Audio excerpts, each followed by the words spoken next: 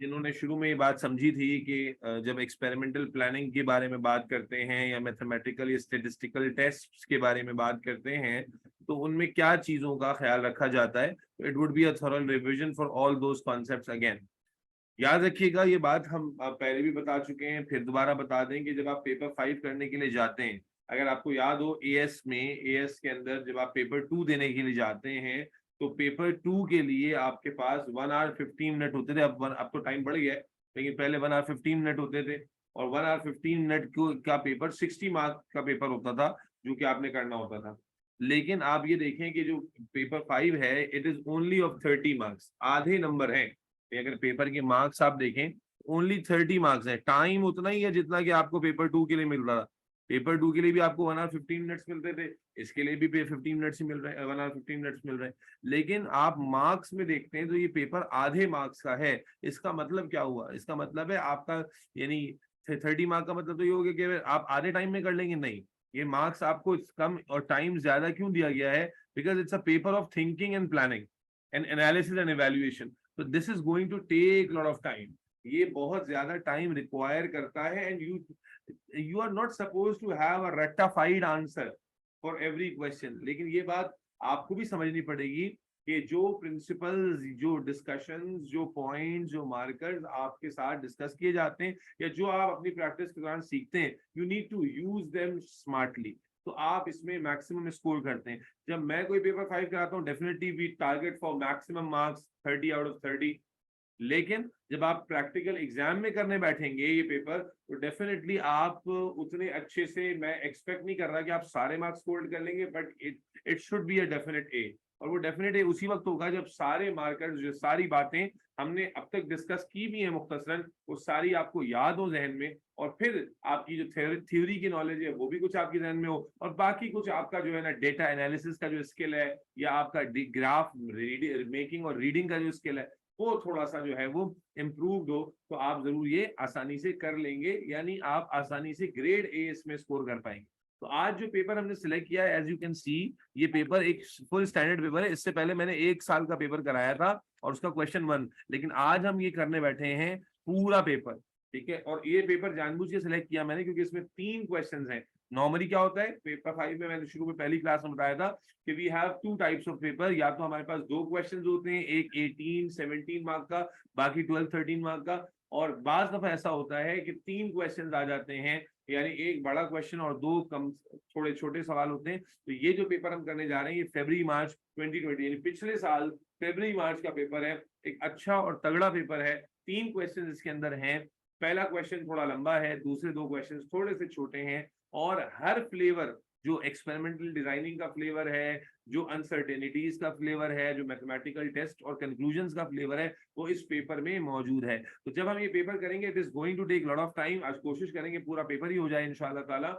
और बिकॉज हम इसको सॉल्व सिर्फ इसलिए नहीं कर रहे, सॉल्व तो आप मार्किंग स्कीम देख देख के भी कर सकते हैं शायद, असल है अंडरस्टैंडिंग को क्लियर करना। तो अंडरस्टैंडिंग खास तौर पर आपको, अगर प्लानिंग वाले पार्ट की अंडरस्टैंडिंग क्लियर नहीं है, तो आपको मालूम है पूरे पेपर में 30 मार्क में 7-8 मार्क का तो प्लानिंग वाला पार्ट होता है। तो अगर प्लानिंग वाला पार्ट आपका तगड़ा हो जाए, तो यू गेट अ बूस्टर, क्योंकि बहुत सारे पार्ट ऐसे होते हैं जो 1-1 नंबर के होते हैं, जो आप आसानी से कर लेते हैं based on your theoretical knowledge. तो बेटा बच्चा जहन में रखना है, कोशिश करनी है, एक बात को समझ लें कि 30 मार्क का पेपर, टाइम इतना ज्यादा क्यों दिया है एग्जामिनर ने? इसलिए ताकि आप जो है ना वो बहुत केयरफुली रीडिंग करें। और पेपर 5 अक्सर लोगों को रीडिंग में बोर कर देता है। अब जब मैं रीडिंग करूंगा, आप मेरे साथ रीडिंग करेंगे, आप बोलेंगे यार सर इतनी डिस्क्रिप्शन क्यों लिखी हुई है, क्या फायदा? ये सब नहीं सोचना है। You just have to read it like a story book. आपने स्टोरी की तरह पढ़ना है, सिचुएशन को जितना समझ सकते हैं उतना समझना है। ये जरूरी नहीं कि आपको पूरी सिचुएशन समझ में आ जाए, बट अगर आपको उसके कंक्लूसिव पॉइंट समझ में आ जाएंगे, that would be enough to attempt a question. ठीक है जी। तो इसलिए एक गोल्डन रूल याद रखें, जब चूंकि मैं ईयरली पहला करा रहा हूं इसका, तो याद रखिएगा, रीड एवरी क्वेश्चन ट्वाइस। ये बेसिक प्रिंसिपल है पेपर 5 का। Read every question twice without solving. Solve नहीं करें, पहले आप उसे 2 बार पढ़ लें। आप यकीन करें इससे बहुत फर्क पड़ता है। और तीसरी बार में शुरू करें इसे। ठीक है, क्योंकि एक बार रीड करके अगर आपको इस बात की परेशानी है कि मैं फटाफट आंसर लिख दूं, तो मेरे बच्चे आप हमें नहीं पता कि हम सिचुएशन को कितना समझ पाएंगे और कितना अच्छे से आंसर लिख पाएंगे। इसलिए इट इज इंपॉर्टेंट बच्चों, सबके लिए कह रहा हूं, तवज्जो सुनो, जब पेपर 5 करने के लिए जाओगे पहली चीज दिमाग में समझो कि बेटा paper 5 is not your theory paper. ये ऐसा पेपर नहीं है जो आपकी थ्योरेटिकल नॉलेज को टेस्ट करेगा। थ्योरेटिकल नॉलेज के ग्लिम्पसेस जरूर हैं, लेकिन अगर एक थ्योरेटिकल नॉलेज के साथ आपके पास प्लानिंग या कंक्लूजन को स्टडी करने की स्किल नहीं है तो यू विल स्ट्रगल। और पेपर 5 जब आप करने बैठते हो तो आपको इस चीज को जहन से निकाल देना, ब्रॉडर स्पेक्ट्रम में सोचना है। रटा रटाया आंसर हम नहीं लिख सकते, हमें जो पॉइंट समझाए गए हैं प्लानिंग के रिलेटेड, टेस्ट से रिलेटेड, वो आपके जहन में होने चाहिए, और बेसिक थ्योरेटिकल नॉलेज। तो मेरा बच्चा इसी बात के साथ फिर कंक्लूजन क्या है, क्वेश्चन को 2 बार रीड कर लें, तीसरी बार में शुरू करें। टाइम बहुत होता है, 1.25 घंटा, 30 मार्क है, कुछ भी नहीं है, ठीक है, टाइम बहुत ज्यादा है। देखिए यहाँ लिखा हुआ है 30 मार्क का पेपर, और अभी भी 30 मार्क का ही पेपर है। तो आज शुरू करते हैं, अल्लाह का नाम लेके। पहला पेपर है, अच्छा सिचुएशन, जैसे मैं ये एक्सपेरिमेंट लगाता हूँ, अब आप देखते हो वही क्या डायग्राम, घबराने की जरूरत नहीं है। एग्जामिनर को भी पता है कि आपने क्या पढ़ा हुआ है, और उसने भी जब बार दफा सिचुएशन मुश्किल देखने में लग रही होती है लेकिन क्वेश्चन आंसर आसान होते हैं, और बार दफा सिचुएशन देखने में बहुत बच्चों वाली लग रही होती है लेकिन क्वेश्चन बहुत मुश्किल होते हैं। अब जो मार्कर जिन्होंने सेशन 1-2 अटेंड किया था पेपर 5 का, सेशन 1-2 अटेंड किया था पेपर 5 का, उनको अगर वो मार्कर्स और पॉइंट्स याद हैं तो आप देखेंगे कि मैं उन्हीं के बेसिस पर सॉल्यूशन सिखाऊंगा, ताकि आपको कोई नया कॉन्सेप्ट रटाना लगाना पड़े।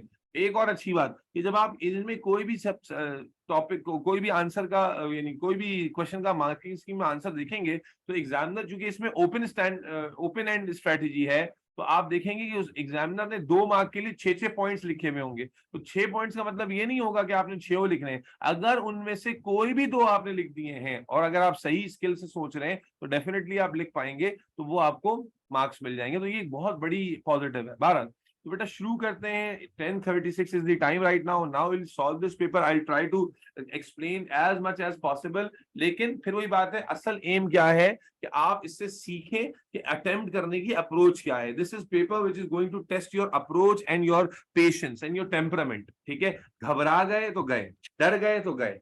चलें, बिस्मिल्लाहिर्रहमानिर्रहीम। 10:36 10:37 हो रहे हैं, टाइम लगेगा काफी मेरे ख्याल है इस पेपर को करने में, लेकिन उम्मीद है कि समझ में आ जाए। शुरू करते हैं। मैं एक ही दफा रीड करूंगा, उसके बाद सवालों की तरफ जाऊंगा, लेकिन याद रखिए गोल्डन रूल है, you have to read it twice, ठीक है। मैं साथ साथ एक दफा में समझाने की कोशिश करता जाऊंगा।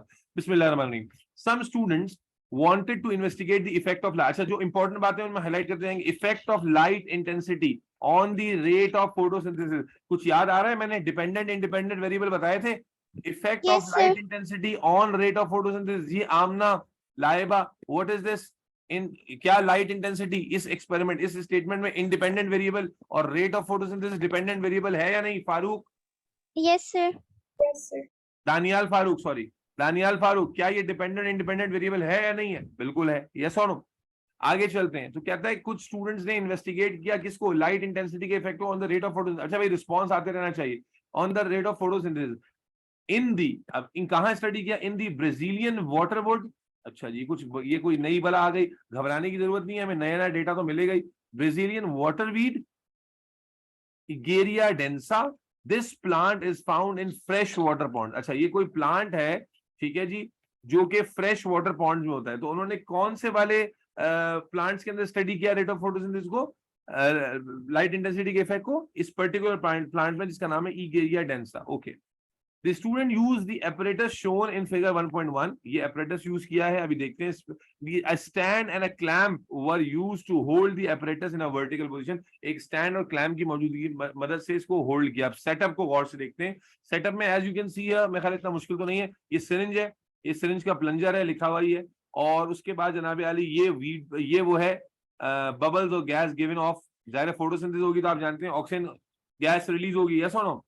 फोटोसिंथेसिस होगी तो ऑक्सीजन गैस रिलीज होगी और उसके बबल्स हैं, या कार्बन डाइऑक्साइड गैस एब्जॉर्ब होगी तो उसके बबल्स हैं, ठीक है ना। ये बबल्स का लेबल किया हुआ है, लीफ लेबल, ये प्लांट लेबल किया हुआ है, ये पॉन्ड वाटर है, जिसके अंदर एक और चीज देखो यहाँ नजर आ रही है, क्या है? एक इंडिकेटर डाला हुआ है। कौन सा?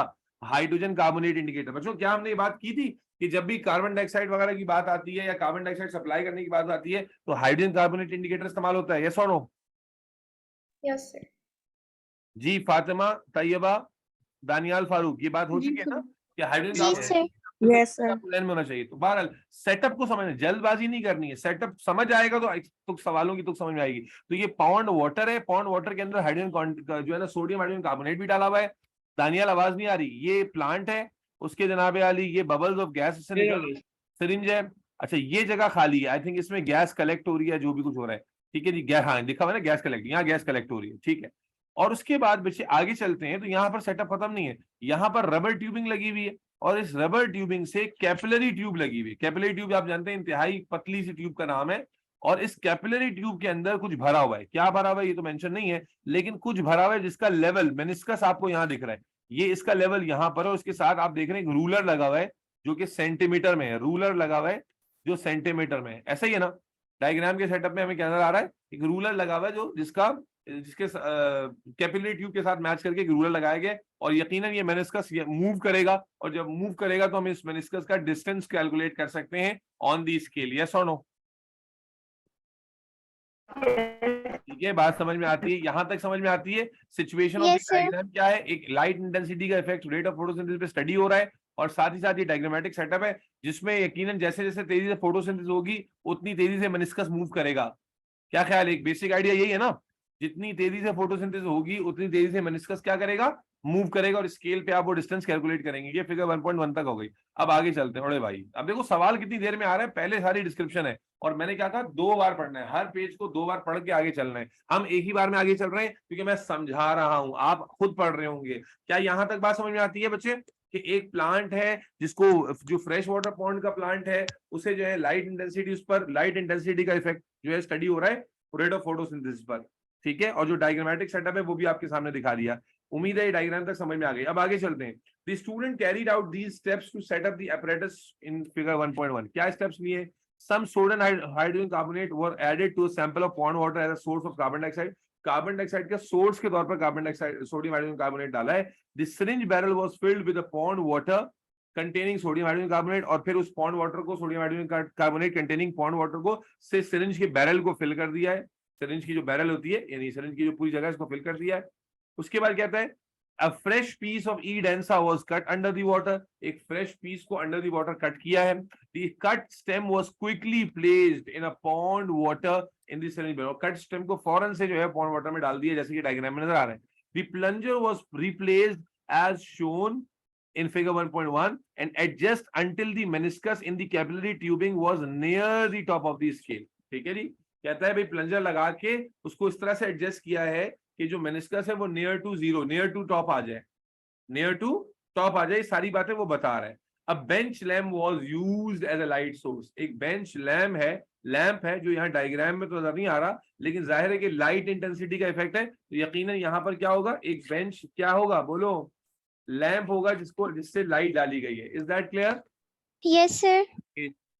ठीक है, मैंने बताया कि प्लंजर वाज रिप्लेस्ड। जोर से बोले दानिया, आवाज नहीं आ रही। सर जो द प्लंजर इज रिप्लेस्ड वाली बात है सर, ये समझ नहीं आई मुझे। दानियाल मैं नहीं समझ पा रहा, दोबारा बोलो क्या होती है, दोबारा जोर से बोले। पता नहीं, मैंने तो स्पीकर लगाए हैं फिर भी काम नहीं कर रहे मैं। जी सर बोलें। दानियाल आपकी आवाज सुन नहीं पा रहा मैं।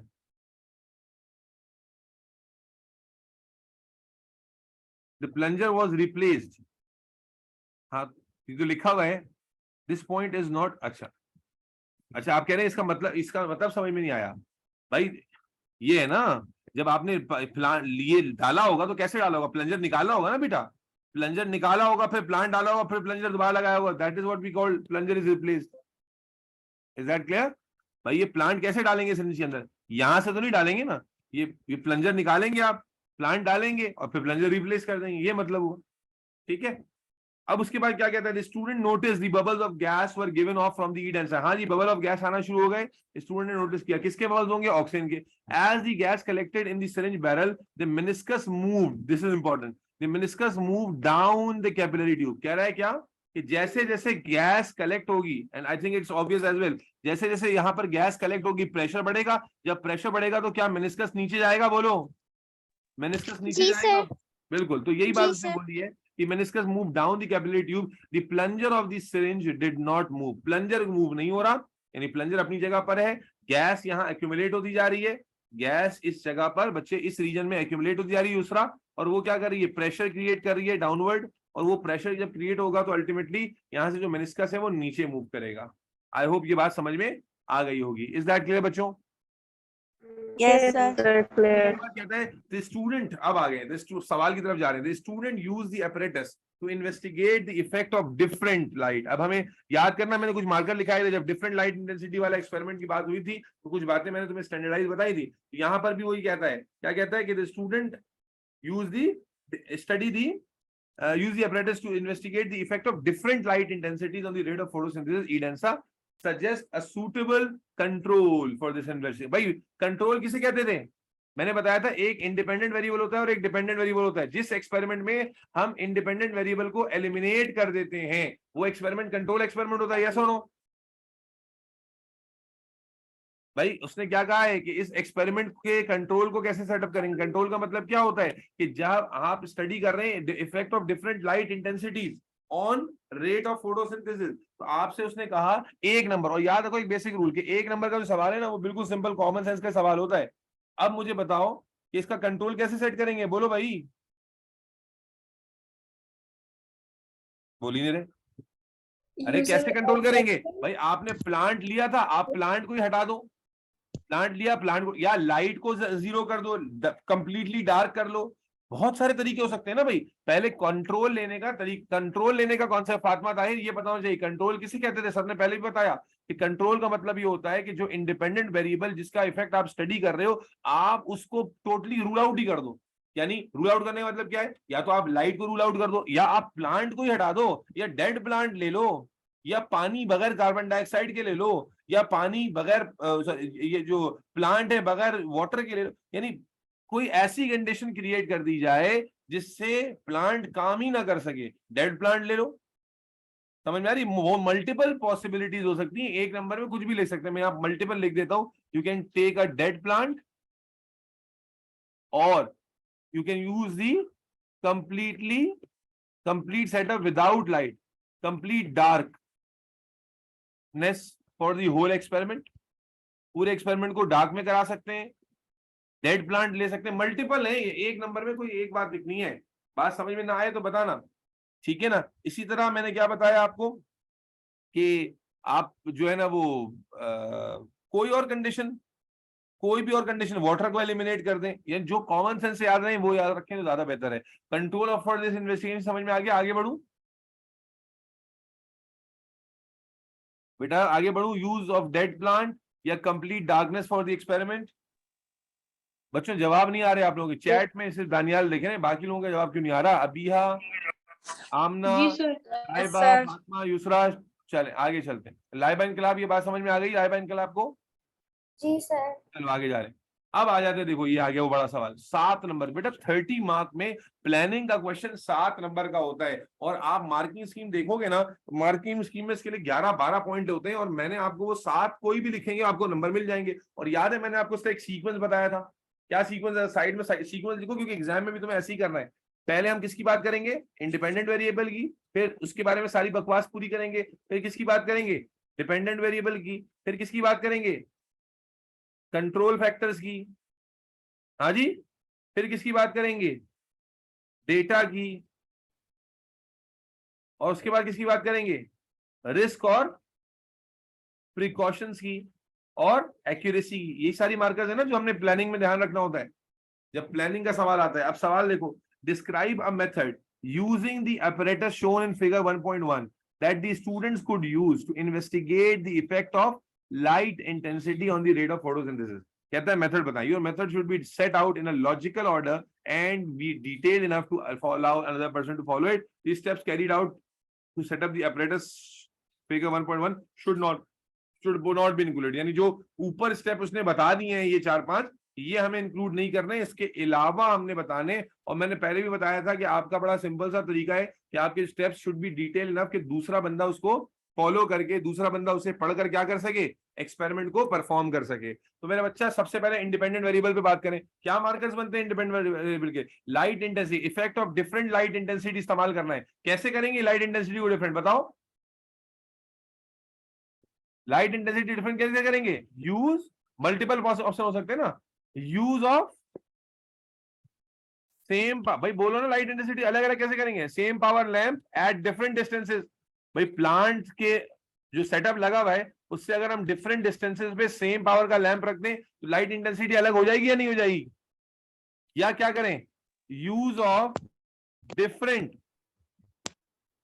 Power lamps at same distance, क्या इससे भी लाइट इंटेंसिटी डिफरेंट हो जाएगी? भाई यही फैक्टर हमने लिखा था ना, लाइट इंटेंसिटी को अगर हमने डिफरेंट करना होता है तो दो ही तरीके होते हैं, या तो आप अलग अलग पावर के लैंप ले लें और उनको सेम डिस्टेंस पे रख लें, या फिर आप अलग अलग जो है ना वो डिस्टेंसेस ले लें और सेम पावर का लैंप रख लें। यस और no? Yes, sir. Yes, sir. ये बात कोई नई तो नहीं बता रहा, आपको पता, और फिर आपको ये भी पता है कि मिनिमम सेट ऑफ डेटा कितना बनाना होता है? यूज एटलीस्ट कितनी इंटेंसिटी लेंगे? At least 3 to 5 different 3 to 5 different intensities. Yes और नो? Yes, sir. ये आपका इंडिपेंडेंट वेरिएबल पूरा हो गया या नहीं हो गया?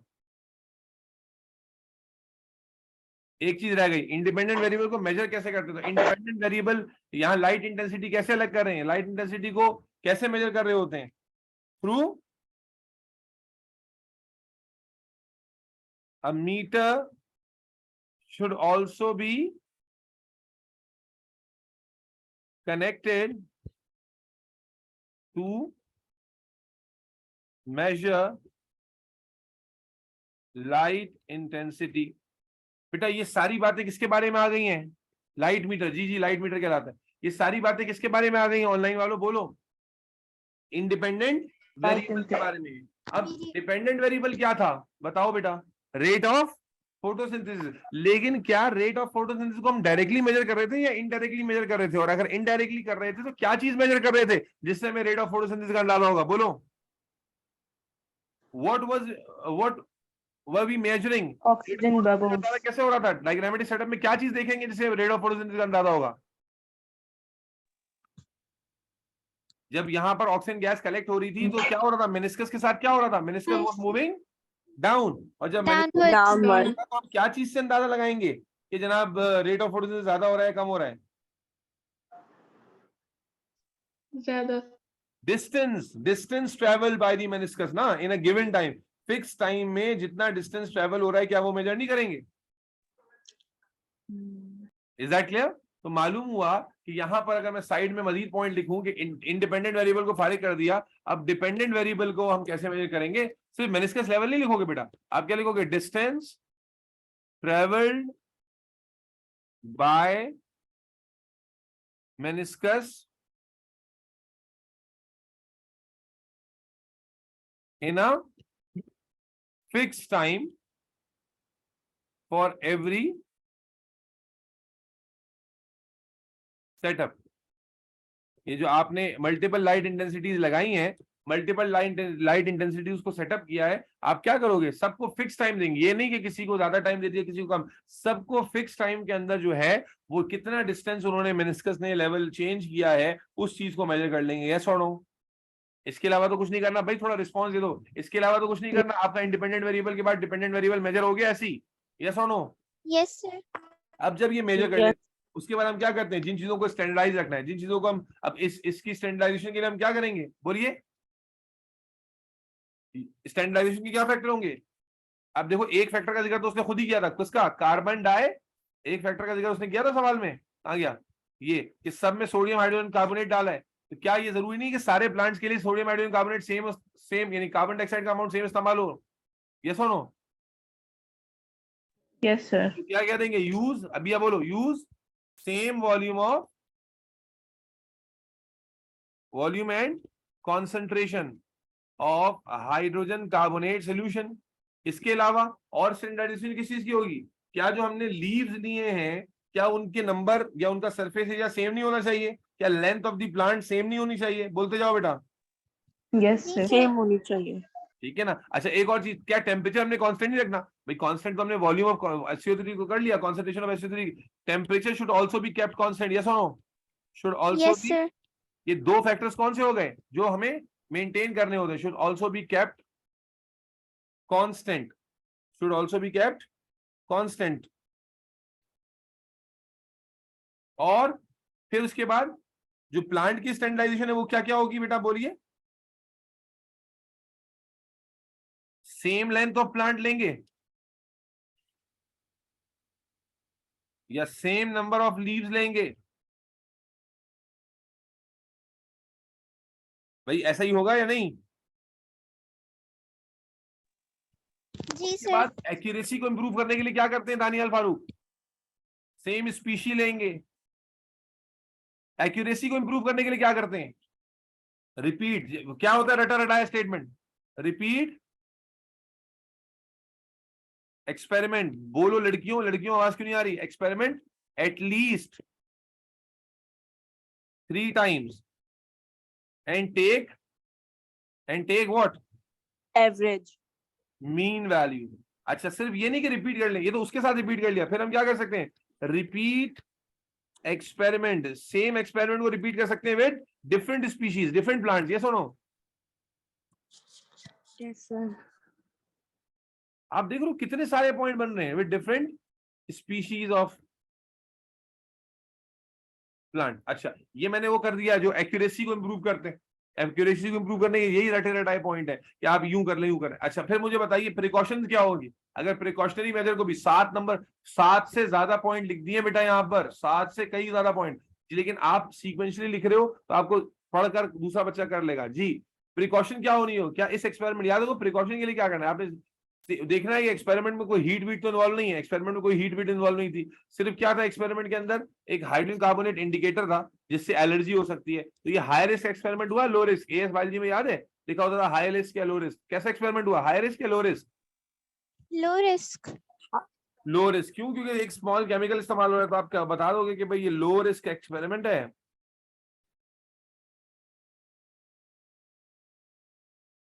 however gloves and क्या होता था? And I protection must be use. और याद रखिए जब भी कोई केमिकल आएगा तो आप कहेंगे any known allergy must be reported.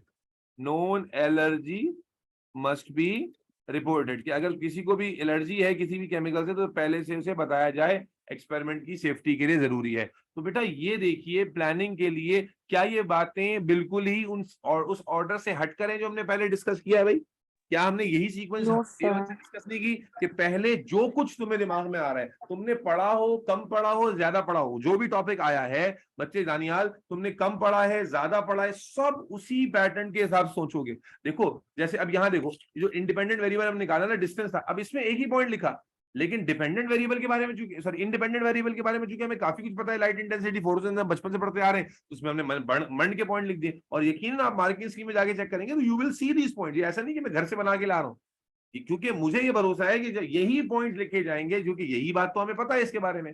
तो उसी सीक्वेंस को मैं चेंज किए बगैर लिखे जा रहा हूं कि हमने पहले इंडिपेंडेंट वेरिएबल को एलिबरेट किया, फिर डिपेंडेंट वेरिएबल को बताया, उसके बाद जनाब अली हमने बात कर ली जो कंट्रोल करना है, कंट्रोल फैक्टर्स की, उसके बाद हमने बात कर ली स्टैंडर्डाइजेशन और एक्यूरेसी को बढ़ाने के लिए, और फिर हमने से ये सारी बातें जब आप कवर कर लेंगे तो ऐसा हो नहीं सकता कि प्लानिंग में आपके मार्क कट जाएं। Is that clear?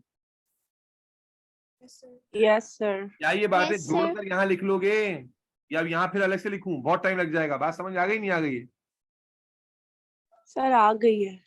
आगे जा रहा हूं बेटा, किसी को कोई कंफ्यूजन तो नहीं है बेटा? ये हम पिछले से most one of the recent तरीन पेपर कर रहे हैं, तो इसलिए घबराने की जरूरत नहीं है, समझ आ रहा है। और असल मकसद रट्टा लगाना नहीं है, असल मकसद ये है कि जो मार्कर बताए गए उन्हीं मार्कर को अप्लाई करना आप सही से सीख जाएं। जी, आमना दुरानी, लाइबा इनकलाब, लाइबा अजीज, फातिमा, यूसरा, तैयबा, शेजा और कौन है? अबिया। आगे बढ़ रहा हूँ बेटा, नेक्स्ट पार्ट पे जा रहा हूँ। Yes, sir. अच्छा अब देखो बाकी पार्ट के 2-3 नंबर में आएंगे। देखो याद रखो, जो 2 ही नंबर वाला या 3 नंबर वाला फिर भी थोड़ा सा ऐसा होता है जिसमें गलती के चांसेस होते हैं। 1 या 2 नंबर वाले बिल्कुल ही हलवा हलवा पार्ट होते हैं। चलो, complete the sketch graph to predict the result that you would expect. और तुम लोग तो ओ लेवल मैथ पढ़ के आए हो, स्टैट्स पढ़कर आए हो, तुम लोगों के लिए तो बहुत आसान है। Complete the sketch graph to predict the result that you would expect from the method you have given in B.1. Include the axis label with units in your answer. हाँ भाई, मुझे बताएं हम किसके दरमियान स्टडी कर रहे थे? इंडिपेंडेंट और डिपेंडेंट वेरिएबल। कौन सा था independent variable? Light Light intensity.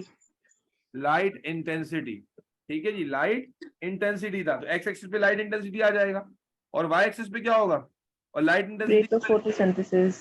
Unit नहीं लिखोगे, उसने यूनिट की बात भी की है भाई, photosynthesis, क्या होगा लाइट इंटेंसिटी यूनिट, आप पावर ऑफ बल्ब ली थी ना आपने, तो वॉट में ले लोगे, और उसके बाद यहाँ क्या होगा, रेट ऑफ, Photosynthesis. आप रेट ऑफ फोटोसिंथेसिस भी लिख सकते हो, और क्या लिख सकते थे, और क्या लिख सकते थे, और क्या रेट ऑफ मूवमेंट at लिख सकते थे, which- आपने सर तो मेजर Yes. किया था, क्या मूवमेंट मेजर की थी ना, मूवमेंट ऑफ किसकी, the rate of meniscus meniscus. की, और इसका यूनिट कितना था, स्केल पे क्या यूनिट था, इन सेंटीमीटर ना, Yes, sir. यस और no, Yes, Yeah, sir. what about rate of production of oxygen? Rate of, Oxygen.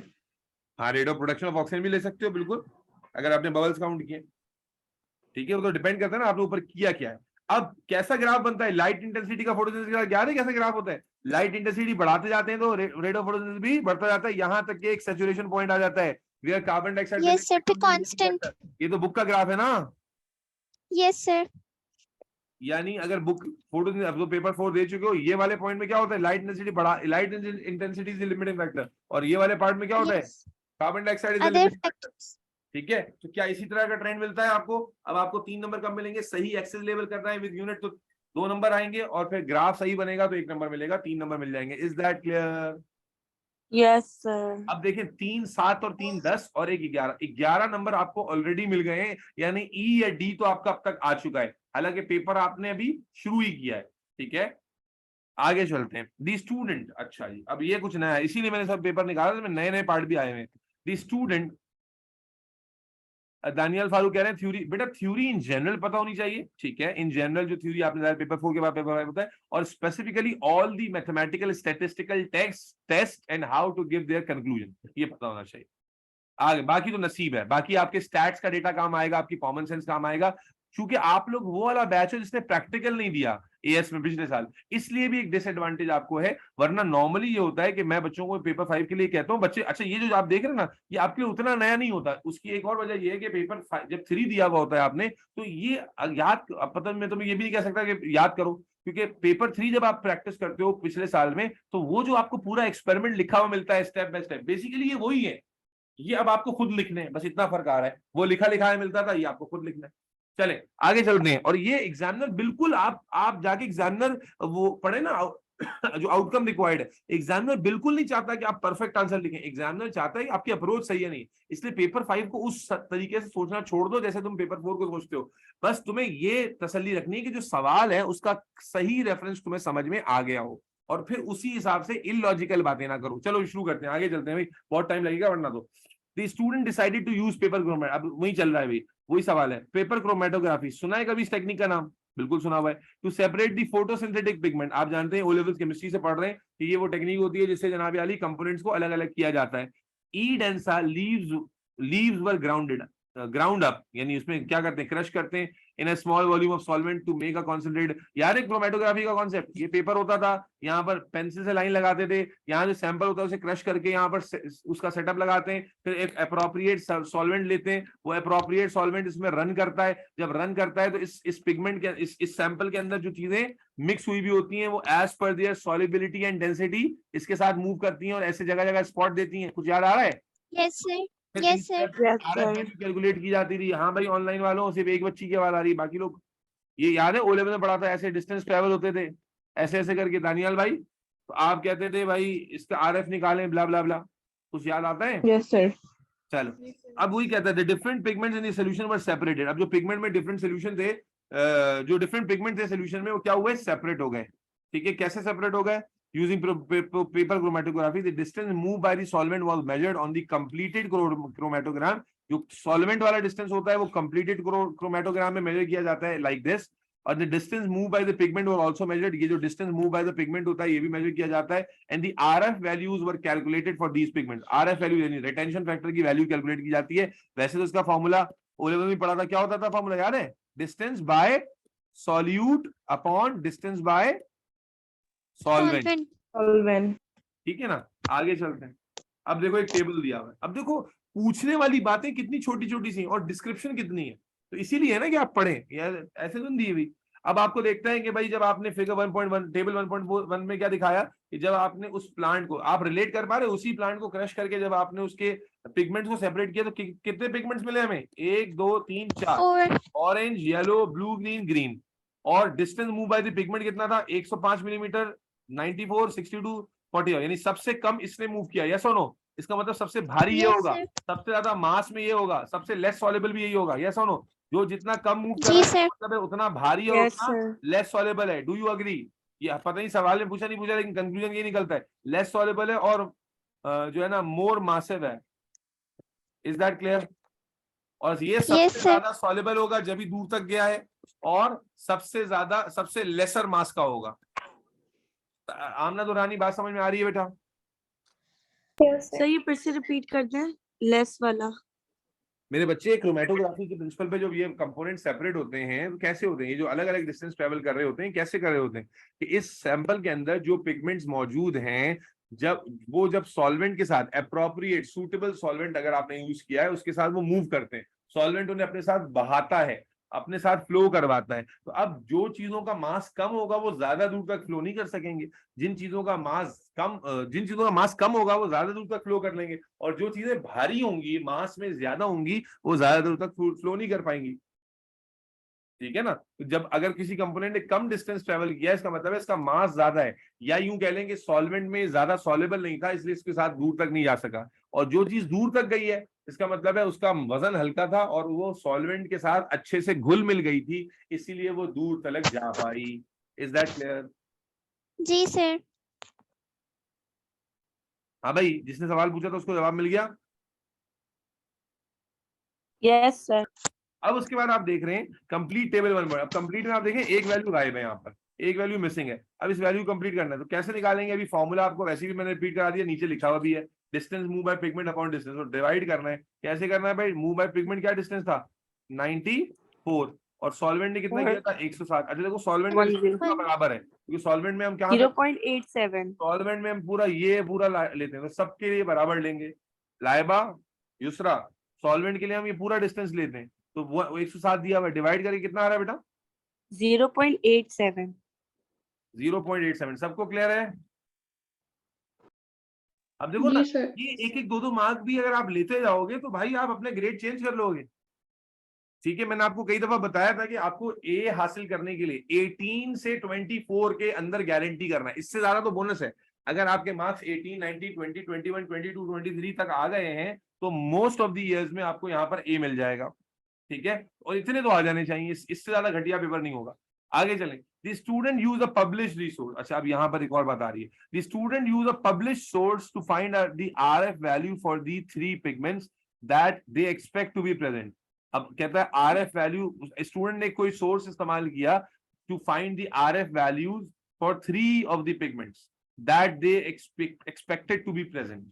ठीक है, यानी जो उसको लगा कि इसमें प्रेजेंट होंगे उनके कोई रेफरेंस वैल्यूज दी उसने किसी और डेटा से। अब उसमें RF ऑफ कैरोटीन कितना आया? 0.95 आया। RF ऑफ क्लोरोफिल ए कितना आया? 0.60, और RF ऑफ क्लोरोफिल बी आया 0.50।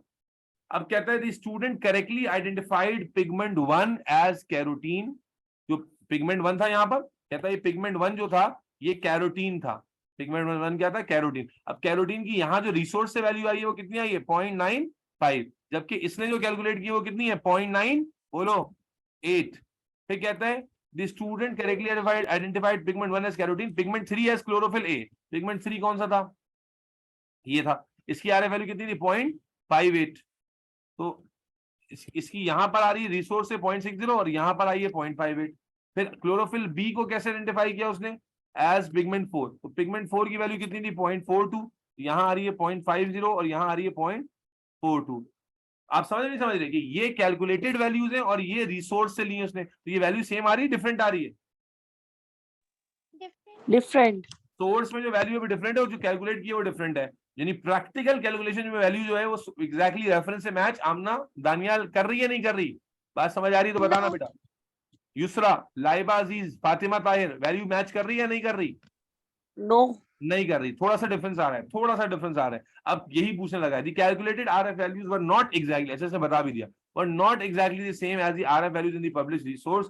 Describe one difficulty, एक नंबर है भाई, describe one difficulty with paper chromatography that could explain why RF value calculated were not exactly the same. भाई एक डिफिकल्टी क्या होती है, मैं मल्टीपल बता देता हूं, क्या याद करो, वेरी गुड, दानियाल ने एक बता दी कि भाई प्रैक्टिकली आप कर रहे हैं तो क्या हुआ, सॉल्वेंट में इवेपोरेट। अच्छा मैं वो बताऊंगा, कोशिश करूंगा जो रेफरेंस से याद रहे। भाई आप सॉल्वेंट का इस्तेमाल कर रहे हो ना, तो हो सकता है सॉल्वेंट इवेपोरेट हो रहा हो जिसकी वजह से पिगमेंट का डिस्टेंस एग्जैक्टली सेम ना आ रहा हो, या जो सबसे इंपॉर्टेंट है, इससे बेहतर वर्ड क्या है, appropriate solvent, use of suitable solvent. हो सकता है कि आपने इस एक्सपेरिमेंट के लिए सूटेबल या बिल्कुल अप्रोप्रिएट सॉल्वेंट इस्तेमाल ना किया हो, यानी जो सोर्स आ रही है उसके अंदर सॉल्वेंट है वो डिफरेंट हो, और आपने जो सॉल्वेंट इस्तेमाल किया है वो डिफरेंट है, या उसकी क्वालिटी डिफरेंट है, तो यूज ऑफ सूटेबल सॉल्वेंट, ये भी वजह हो सकती है। और एक और वजह बताऊं जो बहुत आसान वजह है, क्या कि जो आपने पिगमेंट बनाया था, जो पेस्ट बनाया था, हो सकता है वो पेस्ट जो है वो डाइल्यूटेड हो, बहुत ज्यादा उस पेस्ट की क्वालिटी खराब हो, या चलो उससे भी आसान बात बताऊं, पेपर क्रोमेटोग्राफी ना बेटा, तो अगर पेपर की क्वालिटी चेंज होगी तो क्या उस पर डिस्टेंस भी चेंज हो जाएगा, बोलो, पेपर की क्वालिटी चेंज होगी, डिस्टेंस जो मूवमेंट का है वो भी चेंज हो जाएगा। जी सर जी। तो एक नंबर में मल्टीपल बातें, क्रोमेटोग्राफी से रिलेटेड काफी कुछ कवर हो जाएगा। तो आप ये भी कह सकते हो कि paper quality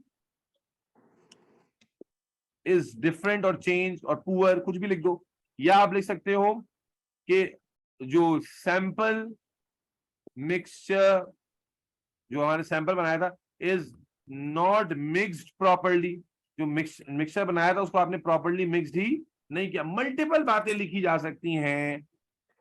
paste is not, हाँ वही बात हो गई ना, आपने बड़ा बायोलॉजिकल वर्ड दे दिया, क्या मार्किंग स्कीम से देख के बता रहे हो क्या, ऐसे वर्ड तो देखो मैं हमेशा बताता हूं कि हम यहाँ पर मार्किंग स्कीम देख कर काम नहीं कर सकते, ठीक है, या ज्यादा टेक्निक, हम क्यों प्रैक्टिकली किसी दिमाग में होमोजेनाइज आ रहा है, विच इज गुड, होमोजेनाइज का मतलब है कि सही से मिक्स नहीं किया गया, लेकिन बस याद रखो, कोशिश करना है वो बातें याद रहे जो कि रिलेट कर रही हो कॉमन सेंस से। और एक बेसिक उसूल याद रखो कि एक नंबर का अंदर है कि कॉमन सेंस से रिलेट करके कोई बात बता देनी है। ये पहला क्वेश्चन पूरा हो गया 13 मार्क का, और अगर हम अपने आप को मार्क करें तो we will get 13 out of 13। क्यों? क्योंकि हमें इंडिपेंडेंट वेरिएबल आइडेंटिफाई करना भी आता था, हमें जनाबी अली कंट्रोल आइडेंटिफाई करना भी आता था, हमें एक्सपेरिमेंटल प्लानिंग का भी बेसिक पता था, हमें ग्राफ भी बनाना आता था, और हमें क्रोमेटोग्राफी का रिवीजन भी हो गया, कैलकुलेशन भी हो गई, और डिफरेंस की हमने वजह भी एक्सप्लेन कर दी। Are we good to go forward? Clear हो गई सबको बात? Yes sir, clear. Yes sir. Now we are moving towards Yes, second question. जी कोई सवाल है तो बोले, यहां तक सबको क्लियर है? Yes sir. चलें, let's move to the second question. अब सेकंड क्वेश्चन में आ गया बेटा, ओहो फिर पूरा पैराग्राफ आ गया भाई, देखते हैं कितना बड़ा क्वेश्चन है ये। ना ये देखो ओहो ये तो बड़ा क्वेश्चन है भाई, स्टैटिस्टिकल डेटा है, ग्राफ श्राफ भी अच्छा है, ये भी 13 मार्क का, लेकिन इसके पार्ट वार्ट काफी बड़े हैं, ठीक है जी। अब चलते हैं भाई, शुरू करते हैं अल्लाह का नाम लेकर, ठीक है। कहता है भाई एन इन्वेजिव एलियन स्पीशी, अब यहाँ थोड़ा सा एलियन स्पीशी का वर्ड आपने सुना हुआ है बायोडाइवर्सिटी में। An invasive alien species is a species that has been introduced in an ecosystem where it is not normally found. क्या हमें ऑलरेडी पता है इन्वेजिव स्पीशी वही होती है जो कभी पहले ना हो बाद में आ गई हो, and that can causes harm to this ecosystem, yes or no? जबकि दूसरी स्पीशीज कौन सी होती हैं? अच्छा, invasive alien species can change the habitats, reduce biodiversity and cause the extinction of the native species. What are native species? Native species क्या होती है? जो वहां पहले से मौजूद है। तो कह रहा है कि इन्वेजिव स्पीशीज जो है वो नेटिव स्पीशीज को नुकसान पहुंचा सकती है और उनका इकोसिस्टम तबाह कर सकती है, yes or no? Yes sir. अब आगे चलते हैं, सवाल पता नहीं क्या है लेकिन अभी हम डिस्क्रिप्शन पढ़ेंगे ताकि पता चले। आगे चलते हैं, क्या कहता है, सॉल्ट सीडर ट्रीज, अब यहाँ कुछ नया आया, salt cedar trees Tamarix SPP are invasive alien species introduced into North America from Europe and Asia in early 18। अच्छा यहाँ पर हमें ये एक इन्वेजिव स्पीशी का नाम बता दिया गया है, ये है सॉल्ट सीडर। जैसे सीडर कॉलेज हमारा इन्वेजिव है ना, दूसरे कॉलेज को ओवरटेक कर रहा है, इसी तरह ये है। अब biologist carried out an investigation in a woodland ecosystem, ये इकोसिस्टम का नाम है, ठीक है, woodland ecosystem next to the Virgin River in Arizona, North America. In the woodland, there were areas that contain only salt cedar trees and areas that contain a mixture of native tree species and salt. बात समझ आ रही है नहीं आ रही? दो areas में study हो रही है, एक में हमारे पास सिर्फ सॉल्ट सीडर ट्रीज है भाई, और दूसरे के अंदर हमारे पास क्या है, सॉल्ट सीडर ट्रीज भी है। अरे बोलो ना, समझ आ रही है नहीं आ रही? एक सॉल्ट सीडर ट्रीज भी है और दूसरी नेटिव ट्रीज भी है, यस और नो? Yes sir. और उस पर कौन स्टडी कर रहा है? ये वुड, दोनों, लेकिन दोनों का इकोसिस्टम सेम है। कौन सा? वुडलैंड इकोसिस्टम, यस और नो? Yes sir. तो क्या कहता है, अब biologist carries on an investigation in a woodland ecosystem next to the in a woodland there were areas that contain only salt cedar and a mixture. The biologist wanted to test the following hypothesis. ये hypothesis check करनी, कौन सी?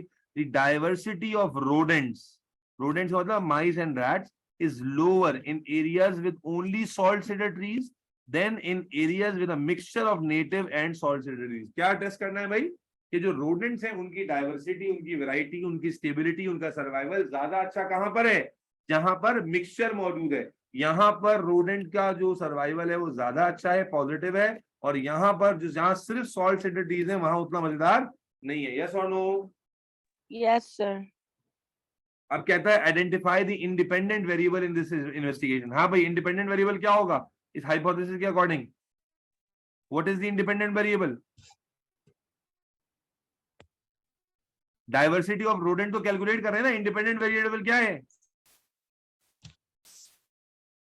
बोलो, to areas of, भाई किसमें study कर रहे हैं? Rodents की डाइवर्सिटी किसमें स्टडी कर रहे हैं? टू एरियाज ऑफ वुडलैंड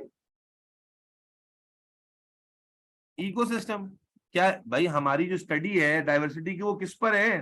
दो एरियाज ऑफ वुडलैंड सिस्टम पर है ना। या यूं कह लो कि भाई हमारे area of salt cedar and an area with both salt cedar and native species. भाई इंडिपेंडेंट वेरिएबल क्या होता है? आप समझे नहीं समझे? The diversity of rodents is lower in areas. आप डाइवर्सिटी को एरिया से लिंक कर रहे हो, तो डाइवर्सिटी को जब एरिया से लिंक कर रहे हो तो ये बात बनेगी या नहीं बनेगी? बोलो यस सर। बेटा डाइवर्सिटी, दानियाल डाइवर्सिटी क्यों होगी? डाइवर्सिटी तो आप कैलकुलेट कर रहे हो ना, जो चीज आप कैलकुलेट करते हो वो थोड़ी आपकी इंडिपेंडेंट वेरिएबल होती है। आप देखो स्टेटमेंट करो, डाइवर्सिटी इज, आप डाइवर्सिटी चेक कर रहे हो इन दी एरिया, तो diversity check, effect of light intensity में जो है ना वो देख रहे हो और कैलकुलेट कर रहे हो रेट ऑफ फोटोसिंथेसिस। इसमें तो कंफ्यूजन नहीं होनी चाहिए। हाँ, इसमें कंफ्यूजन की गुंजाइश नहीं है। यहाँ पर चूंकि एक डिफरेंट सिनेरियो था, तो यहाँ पर जो एरियाज है ना इकोसिस्टम के, या एरिया जो है सॉल्ट सीडर वाला या मिक्सचर वाला, ये हमारा इंडिपेंडेंट वेरिएबल है, और डाइवर्सिटी जो हम स्टडी कर रहे हैं वो हमारा डिपेंडेंट वेरिएबल है। Is that clear? जी शिजा, लाइबा, युसरा, लाइबा, अजीज, तैयबा, अबिया, आमना, यस सर। एक नंबर मिल गया। अब आगे चलते हैं। अब देखो एक एक नंबर का सवाल है, बकवास कितनी दी हुई है, लेकिन पढ़नी पड़ेगी, क्या कर सकते। क्या कहता है? The biologist decided to trap rodents in an area। जाहिर है rodents की डाइवर्सिटी कैसे स्टडी होगी, याद है ना? तो डाइवर्सिटी का बैकग्राउंड आ गया, जो किसी ने पूछा था थ्योरी पढ़नी है कि नहीं, तो डाइवर्सिटी का बैकग्राउंड आ गया। rodents to trap, can you scroll up really में? क्या देखना है?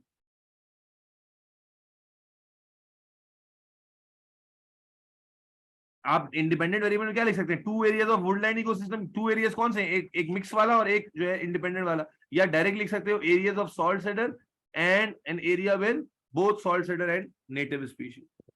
चलो आगे चलते हैं। अब कहता है the biologist decided to trap rodent. अब उसने क्या किया? डाइवर्सिटी स्टडी करने के लिए, आपको पता है ना ट्रैप करते हैं, ट्रैप करते हैं, याद है? मार्क एंड रिलीज मेथड पढ़ा था, मार्क एंड रिलीज। ट्रैप करते हैं, मार्क करते हैं, रिलीज करते हैं। अरे याद करो, जवाब नहीं दे रहे। अरे भाई याद आया? Tayyaba, mark and release method याद है या नहीं याद है? सिर्फ दानियाल याद कह रहा है जी सर। अभी क्या हुआ, आवाज नहीं आ रही? जी सर। जी सर। बेटा जल्दी जवाब दोगे फिर आगे चलेंगे, वरना अब तो 4 घंटे इसी पेपर में बैठे रहेंगे। आगे चलो। तो कहता है भाई, ओहो, the biologist decided to trap rodents in an area with only salt cedar trees and to trap rodents in an area with, दोनों में ट्रैप करना, खुलासा ये दोनों में उसमें ट्रैप करना था। कैसे ट्रैप किया बता रहा है, ठीक है? The biologist placed 25 small mammal traps at random site। Random area पे उसने क्या किया? 25 स्मॉल ट्रैप्स रखे, रैंडम एरिया पे 25-25 रखे। baited each trap with 10 gram of food, हर जगह 10 ग्राम फूड रखा, checked each trap for 24 hours, identified any rodents caught, marked the rodents with an air tag and released them back into the woodland, carried out this trapping process on 4 days in April. 4 दिन तक उसने चलाया. समझ में आया step? ये नहीं आया? 25 रैंडम ट्रैप रखे, हर ट्रैप में 10 ग्राम खाना रखा, हर को चेक किया 24 घंटे के बाद, आइडेंटिफाई किया, अगर रोडेंट उसमें आया हुआ है उसको मार्क किया और उसके बाद रिलीज कर दिया. Is that clear? Yes sir. और 4 दिन ये प्रोसेस किया. अब कहता है the number of different individuals in each rodent species trap during the 4 trapping sessions were recorded. Number record कर लिया उसने. Identify 3 variables other than small mammal trap and air tag, then that the biologist standardize. हाँ भाई, other than this mammal trap and other than this what, air tag वाला कहां गया? ये वाला. इन दोनों के अलावा उसने बाकी सबके लिए क्या स्टैंडर्डाइज किया? क्या आपको ऊपर वाली डिस्क्रिप्शन में स्टैंडर्डाइजेशन नजर आ रही है कि उसने अपनी इन्वेस्टिगेशन को एक्यूरेट बनाने के लिए स्टैंडर्डाइज किया? क्या क्या स्टैंडर्डाइज किया? देखो, सब में 10 ग्राम फूड रखा, नहीं रखा? स्टैंडर्डाइजेशन हो गई. सबको 24 घंटे में स्टडी किया है, नहीं किया? बोलो भाई, स्टैंडर्डाइजेशन है या नहीं है ये? ताकि बराबरी पैदा हो. और सब ये जो पूरा प्रोसेस उसने कैरी किया, 4 दिन के लिए कैरी किया, तो ये भी उसने स्टैंडर्डाइज किया. यस और नो? लाइव अजीज, लाइव इनकलाब, आमना दुरानी. उसने क्या पूछा था? एक ने आपसे पूछा था कि भाई 3 वेरिएबल्स बताओ जो उसने अदर देन मैमल ट्रैप जो 25 मैमल ट्रैप रखे, ये भी स्टैंडर्डाइज किया. और उसके अलावा जो है वो ये सबको एयर टैग किया, ये भी एक ही सबके लिए सेम. तो अब इसके अलावा 3 कौन से हैं बेटा? यूज ऑफ, बोलो. अब 3 का 1 नंबर क्यों है? क्योंकि देख के लिखना है. Use of 10 gram food for all rodents in all traps.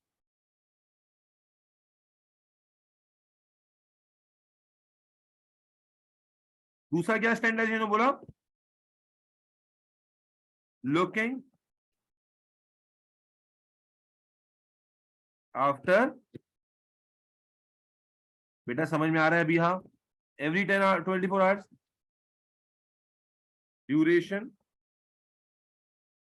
Of 4 days for the experiment. अभी या सईद में जवाब दो बेटा. Yes, sir, clear. ठीक है, ये हो गया. 1 नंबर मिलेगा. 3 बातें लिखने. अब आ जाओ. Describe a method that the biologist could use to select the trap sites randomly. हाँ भाई, क्या मेथड इस्तेमाल करेगा करने के लिए? बताइए. 2 नंबर हैं.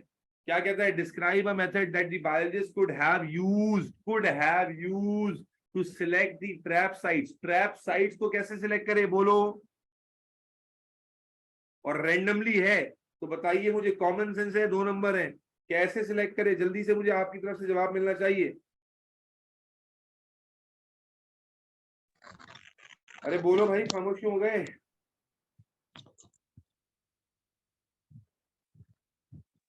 बोल ही नहीं रहे भाई. कोई माइक पर भी बोल दो.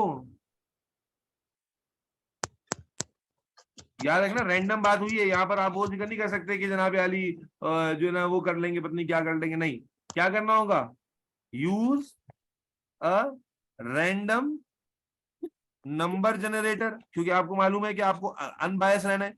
आप कैलकुलेटर के जरिए या आप किसी भी चीज के जरिए एक नंबर जनरेट कर लें और उतने नंबर्स में पूरे एरिया को क्या कर लें? डिवाइड कर लें. यस और नो?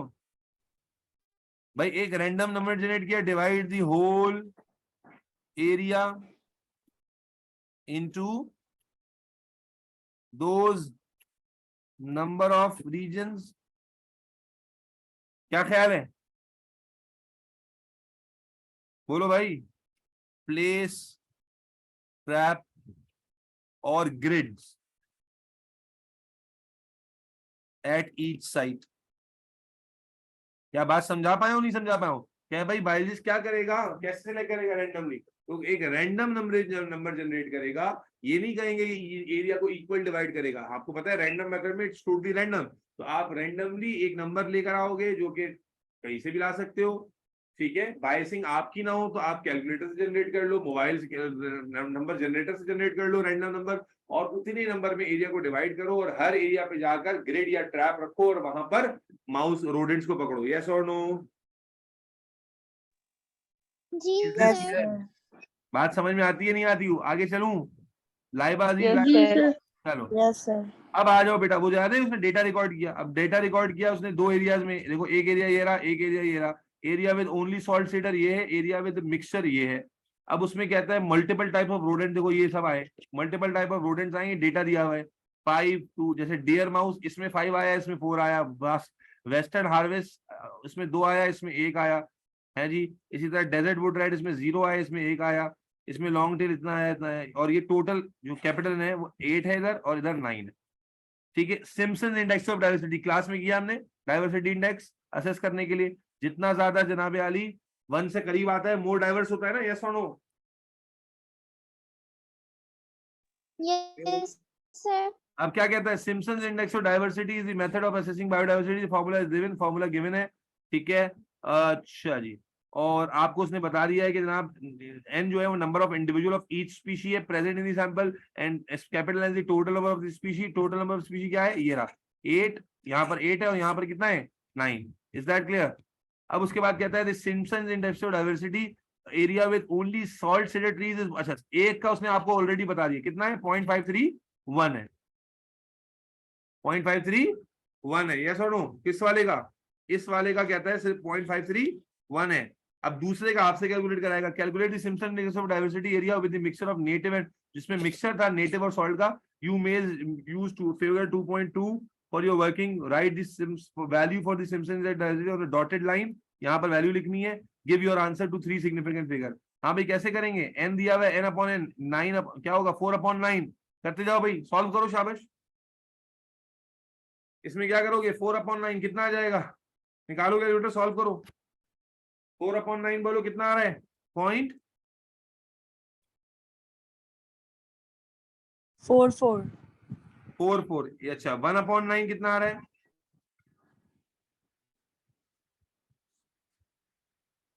0.11 1। और फिर 0.1 दोबारा, और 2/10 2/9 कितना आ रहा है, कि 1/9 0.1 क्यों आ रहा है, 1/9 0.1 आ रहा है। 0.11 आ रहा है, 0.11 है। 111 बोलो ना यार। और ये पहले वाले में क्या था, 0.44 था, कुछ और भी था यार, 0.44। 0.4444 यही है। अच्छा ठीक है, 2/9 कितना आ रहा है, 0.2222। और फिर ये आ जाएगा 0.1111। ठीक है, अब इसका स्क्वायर निकालो, 0.444 का स्क्वायर निकालो। n अपॉन n का स्क्वायर है ना बेटा, समझ में आ रहा है कैसे करना है बेटा? n अपॉन n निकाल लिया, अब n अपॉन n का होल स्क्वायर निकालें, पहले भी कर चुके हैं। बोले आमना कितना आ रहा है इसका, हरी आप जल्दी जल्दी। Sir 0.197 117 197 197 okay, 3 significant. इसका कितना आ रहा है,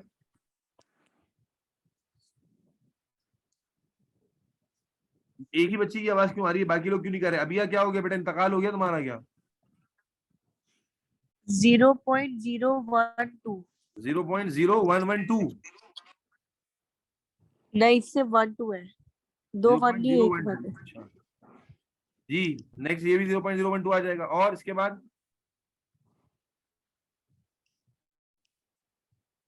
ये कितना आ रहा है, 0.049 041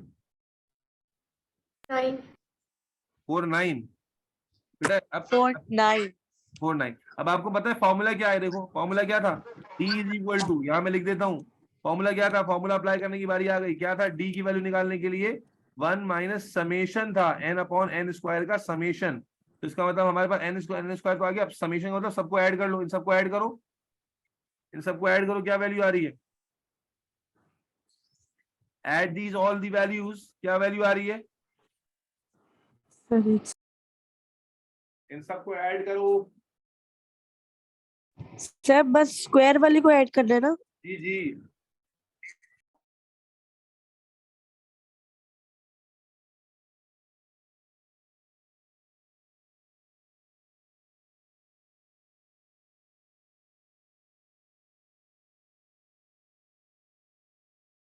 ये अबीहा, आमना, दानियाल, बेटा क्या वैल्यू आ रही है, युसरा सॉल्विंग कर रहे हैं, तैयबा, लाइबा इनकलाब, लाइबा अजीज, वैल्यू बताओ बेटा। 0.282 आ रही है। डी। अच्छा, क्या ये हमारा डी है? This is not D. D की वैल्यू कैसे निकलेगी?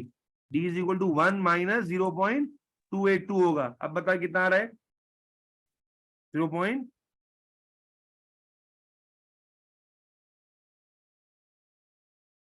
कितना आ रहा है भाई?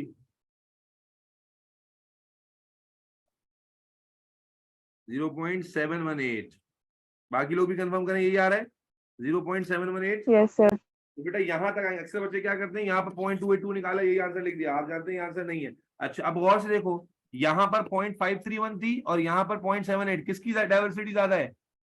मिक्सचर वाले की या अकेले वाले की? ये कौन सा था? मिक्सचर वाला एरिया था ना, जिसमें दोनों थे।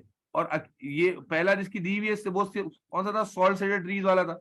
इसकी 0.531 है और इसकी 0.718। किसकी डाइवर्सिटी ज्यादा है बोलो? 0.718. सिर्फ सॉल्ट सीडर की कितनी थी? 0.531 थी। और जहां सॉल्ट सीडर प्लस नेटिव भी है, वहां कितनी आई है हमारी? 0.718। तो जाहिर है कि इसकी डाइवर्सिटी ज्यादा है। This is more diverse group. Yes और no? Yes, sir. Yes sir.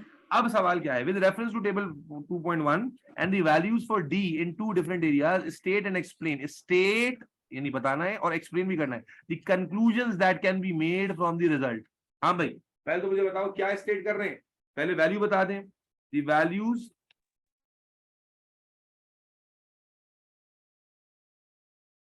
Of diversity show, क्या शो कर रही है? दैट एरिया विद बोथ, बोलते जाओ,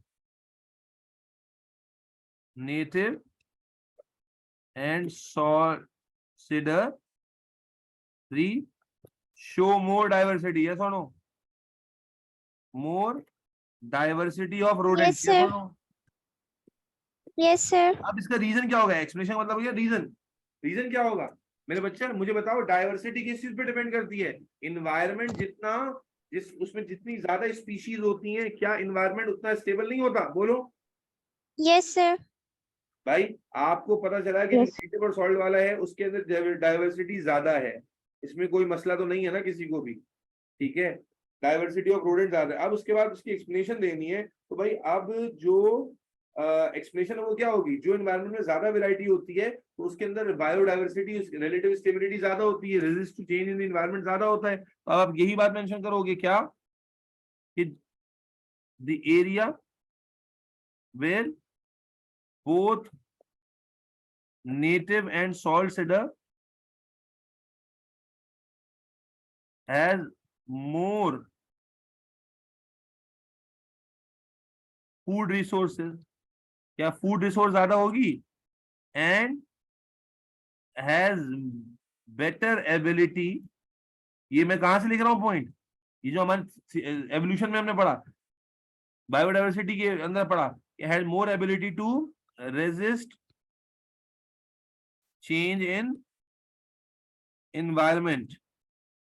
अच्छा, इसको यूं भी लिख सकते हैं, मोर फूड है। मोर फूड के अलावा क्या होगा? जब यहाँ ज्यादा दो तरह के ट्री है तो मोर फूड भी मिलेगा, मोर शेल्टर भी मिलेगा। क्या ख्याल है? मोर फूड भी होगा, मोर शेल्टर भी होगा, जिसकी वजह से मोर प्रोटेक्शन मिलेगी। इस वजह से रोडेंट्स का सर्वाइवल ज्यादा होगा, नहीं होगा? बोलो। Yes sir. तो बेटा इसमें आपने पहले क्या बताया कि जो हमारा सेकंड वाला ग्रुप है, can you read the answer बेटा? Values of diversity show that area with both native and salt cedar trees show more diversity of rodents. इसके आपको 2 मार्क मिल जाएंगे, क्योंकि आप यहाँ पर 2 चीजें बता रहे हो कि रोडेंट की डाइवर्सिटी कहाँ ज्यादा है? विद उस एरिया में जहां पर 2 टाइप के ट्रीज हैं। अब उसके बाद आप उसको एक्सप्लेन भी कर रहे हो कि जो जिसपे दोनों टाइप के ट्रीज हैं, यानी जहां पर दोनों टाइप की स्पीशीज हैं ट्री की, वहां पर डाइवर्सिटी ज्यादा क्यों है? क्योंकि जाहिर है कि जब रोडेंट्स वहां ज्यादा क्यों आसानी से मिल रहे हैं? क्योंकि रोडेंट्स को वहां छुपने के लिए ज्यादा जगह मिलेगी। 2 टाइप के ट्रीज हैं तो वहां पर फूड ज्यादा मिलेगा और वहां पर शेल्टर ज्यादा होगा अच्छे से। वहां पर जो है ना, वो इन्वायरमेंट ज्यादा स्टेबल होगा, बेटर होगा रहने के लिए। क्योंकि हम ये बायोडाइवर्सिटी में पढ़कर आए कि जितना जो है ना एनवायरनमेंट में स्पीशी की डाइवर्सिटी जितनी कम होती जाती है, उतना ज्यादा एनवायरनमेंट अनस्टेबल होता जाता है। Is that clear? Yes, sir. अच्छे से बात समझ में आ गई है? आगे जा रहा हूँ बेटा मैं। अब देखो मेरे ख्याल है जिस माउस की हम बात कर रहे थे आखिर, अभी सवाल कंटिन्यू चल रहा है, पार्ट डी आ गया है। ठीक है, फ्रस्ट्रेट होने की जरूरत नहीं है, पार्ट डी। अभी हमें पेपर करते हुए 1 घंटा भी पूरा होने में 4 मिनट बाकी है। ठीक है, चले। Figure 2.1 shows a deer mouse, पता नहीं नाम दिया हुआ है, फ्रॉम नॉर्थ अमेरिका, एक माउस दिया हुआ है। और उसके बाद फिर क्या कहता है? कहता है the biologist extended the study to investigate the abundance of deer mouse. इस माउस की biologist wanted to test a new hypothesis. Hypothesis क्या है?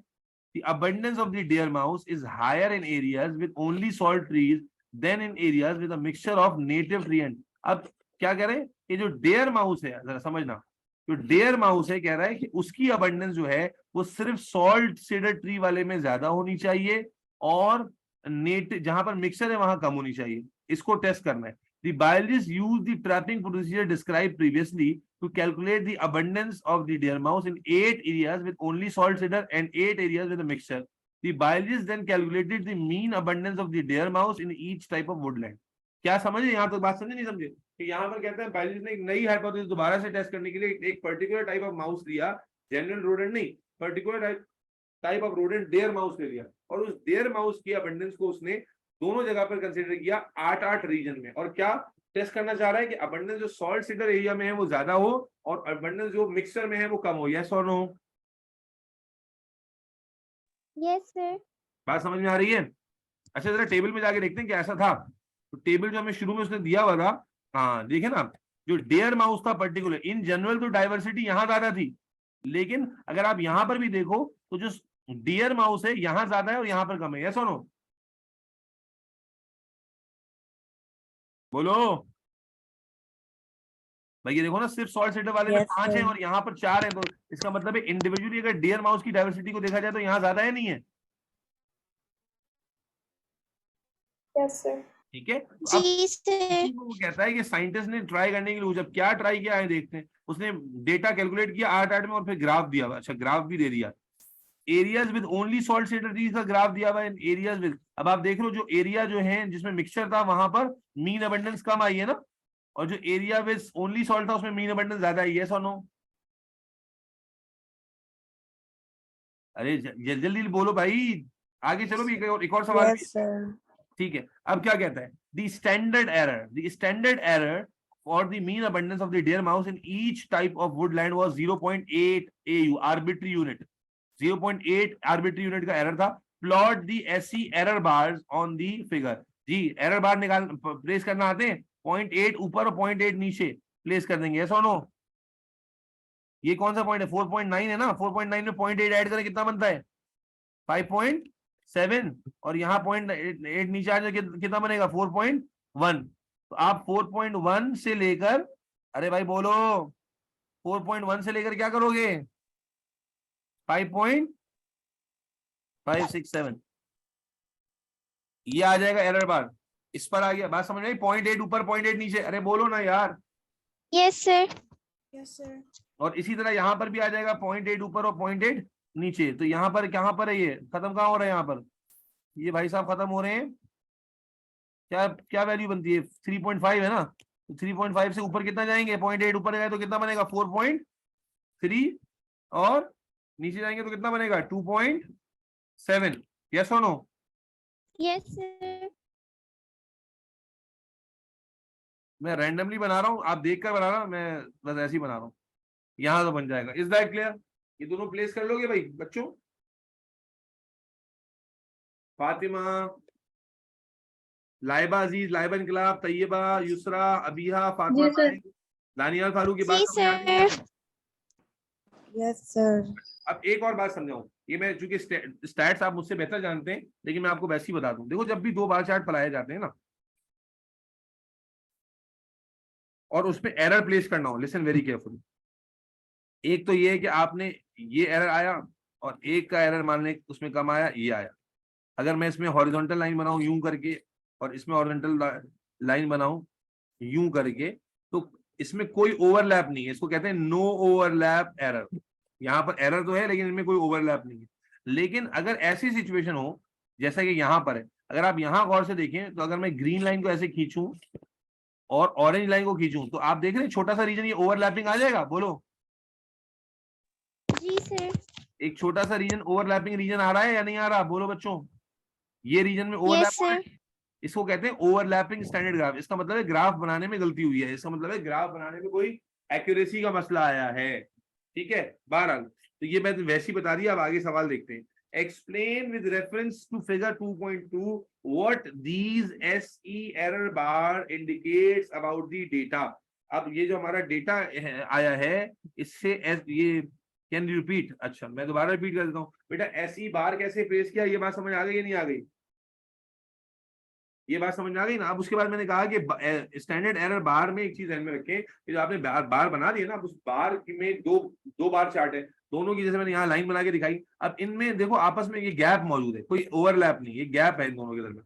लेकिन अगर आप यहाँ देखें तो ये एक लाइन आई और इसकी ये दूसरी लाइन आ गई, ये वाली। तो आप देखेंगे ये वाला रीजन ओवरलैपिंग रीजन बन गया। ये वाला रीजन क्या बन गया? ओवरलैपिंग रीजन बन गया ना। आई बात समझ में? एक बाउंड्री दूसरी बाउंड्री के साथ ओवरलैप कर रही है नहीं कर रही? घुस रही है ना एक दूसरे में। गौर से देखो, क्योंकि देखो ना यहाँ ऐसे देख लो ना बेटा, ये 4.1 से जा रहा है तो 4.3 भी इसी में घुस जाएगा ना। यहाँ 4.3 है तो उसके अंदर घुसेगा।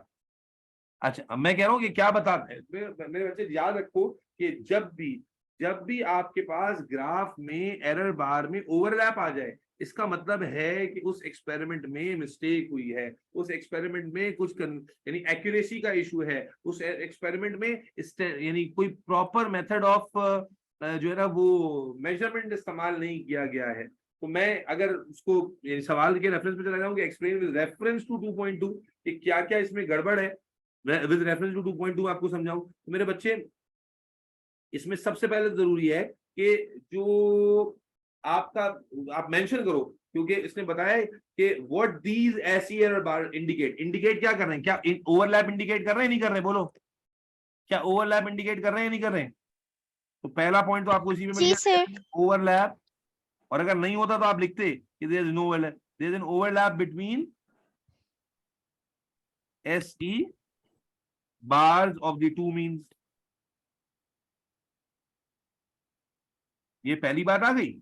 और उसके बाद क्या है कि अब जब ये इतनी क्लोज आए हैं, इतना क्लोज डिफरेंस है एरर में, तो इसका क्या मतलब निकलता है कि मेरे बच्चे, इनमें ये दोनों मीन जब ओवरलैप कर गए, इसका मतलब इनमें बहुत ज्यादा डिफरेंस नहीं है। जब ये दोनों मीन ओवरलैप कर गए हैं, दोनों मीन के आंसर में ओवरलैप पैदा हो गया है, इसका मतलब क्या हुआ कि ये मीन रिजल्ट्स एक दूसरे से ज्यादा स्टेटिस्टिकली डिफरेंट नहीं है। ठीक है, देयर इज नो सिग्निफिकेंट जी sir. Difference between these two means. इसको क्या लिखते हैं? There is no significant difference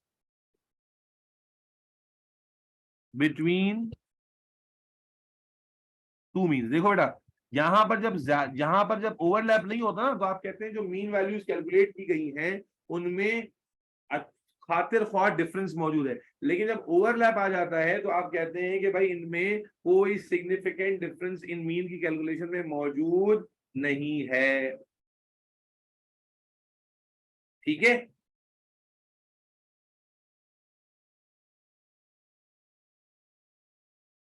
ji. And there is an error in experiment. वो फिर आगे डिटेल हो जाती है कि भाई डिफरेंस जब आपने अलग अलग एरिया में कैलकुलेट किया तो इतना क्लोज कैलकुलेशन क्यों कर लिया। असल में एरर किस सेंस में कि आपने कहा there is no mean difference, का मतलब है जो आप तो कंक्लूड नहीं कर सकते ना।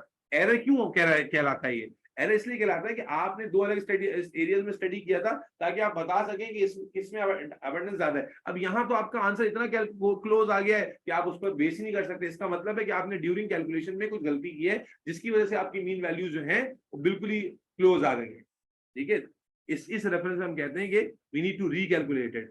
लास्ट पार्ट है बेटा, कहता है the biologist then analyse this data using a t test to compare the abundance of the deer mouse in two types of woodland. State a null hypothesis for t-test. हाँ भाई, null hypothesis क्या होती है? जो ना के साथ शुरू हो, वो कौन सी hypothesis टेस्ट कर रहा था कि भाई the abundance of deer mouse is higher in with salt cedar trees than in, तो यहाँ क्या हो जाएगी? क्या हम यहाँ पर कहेंगे डिफरेंट है या कहेंगे there is no difference? No significant, ये करेंगे देयर इज, क्या लिखेंगे? No significant difference in the, बोलो बेटा, abundance of deer mouse in salt cedar area and a mixture of salt cedar and native. क्या ये नल हाइपोथेसिस समझ में आती है? नल हाइपोथेसिस क्या होती है? ना के साथ स्टार्ट होती है। ऊपर उसने हाइपोथेसिस में क्या कहा था कि देयर इज, ठीक है, जो अबंडेंस है वो डिफर करेगी in of deer mouse in both the areas. Null hypothesis में हमने क्या कहा कि डिफरेंट या डिफर नहीं करेगी। Abiya, Saeed, are you with me? Abiya, Amna, Danial, Fatima? Yes, sir. I'm Yes, sir. आ गई है। Null hypothesis always says that there is no relation, there is no difference, there is this and that. ऊपर जो hypothesis थी हमने उसको रीड किया और with no के साथ उसको कंप्लीट कर दिया। Is that clear? Sir. नहीं बेटा, आप बस यहाँ पर ऊपर आओ, Yes, sir. इसका इस्तेमाल करें। कोई इसमें मीन शीन का जिक्र नहीं हो तो ग्राफ में कवर हो गया। मीन का नहीं, वो तो टेस्ट अगर कर रहे होते तो फिर आता। लास्ट पार्ट आ जाए 13, 26 होगा, इसका मतलब ये 4 मार्क का पार्ट होगा ना। हाँ जी, 4 मार्क का बस एक ही पार्ट है। अब एक पार्ट को करने के लिए इतनी बकवास दी हुई है तो भाई कंप्लीट ही कर लेते हैं, फिर छोड़ते नहीं है इसको। ठीक है, अब आप देखिए समझ के हम कर रहे हैं, तो अब जाकर 1 घंटा और 12 मिनट हुए। इसका मतलब है अगर आप खुद से रीड कर रहे हो, मैं 10 दफा रिपीट कर रहा हूँ, वो नहीं कर रहे हो, तो you have more than enough time to go through the paper. और हम याद रखें 2 नहीं 3 सवाल कर रहे हैं, जिसकी वजह से हमारा माइंड और ज्यादा डाइवर्सिफाई हो रहा है। चले अब देखें क्वेश्चन नंबर 3, लास्ट क्वेश्चन आ गया बेटा।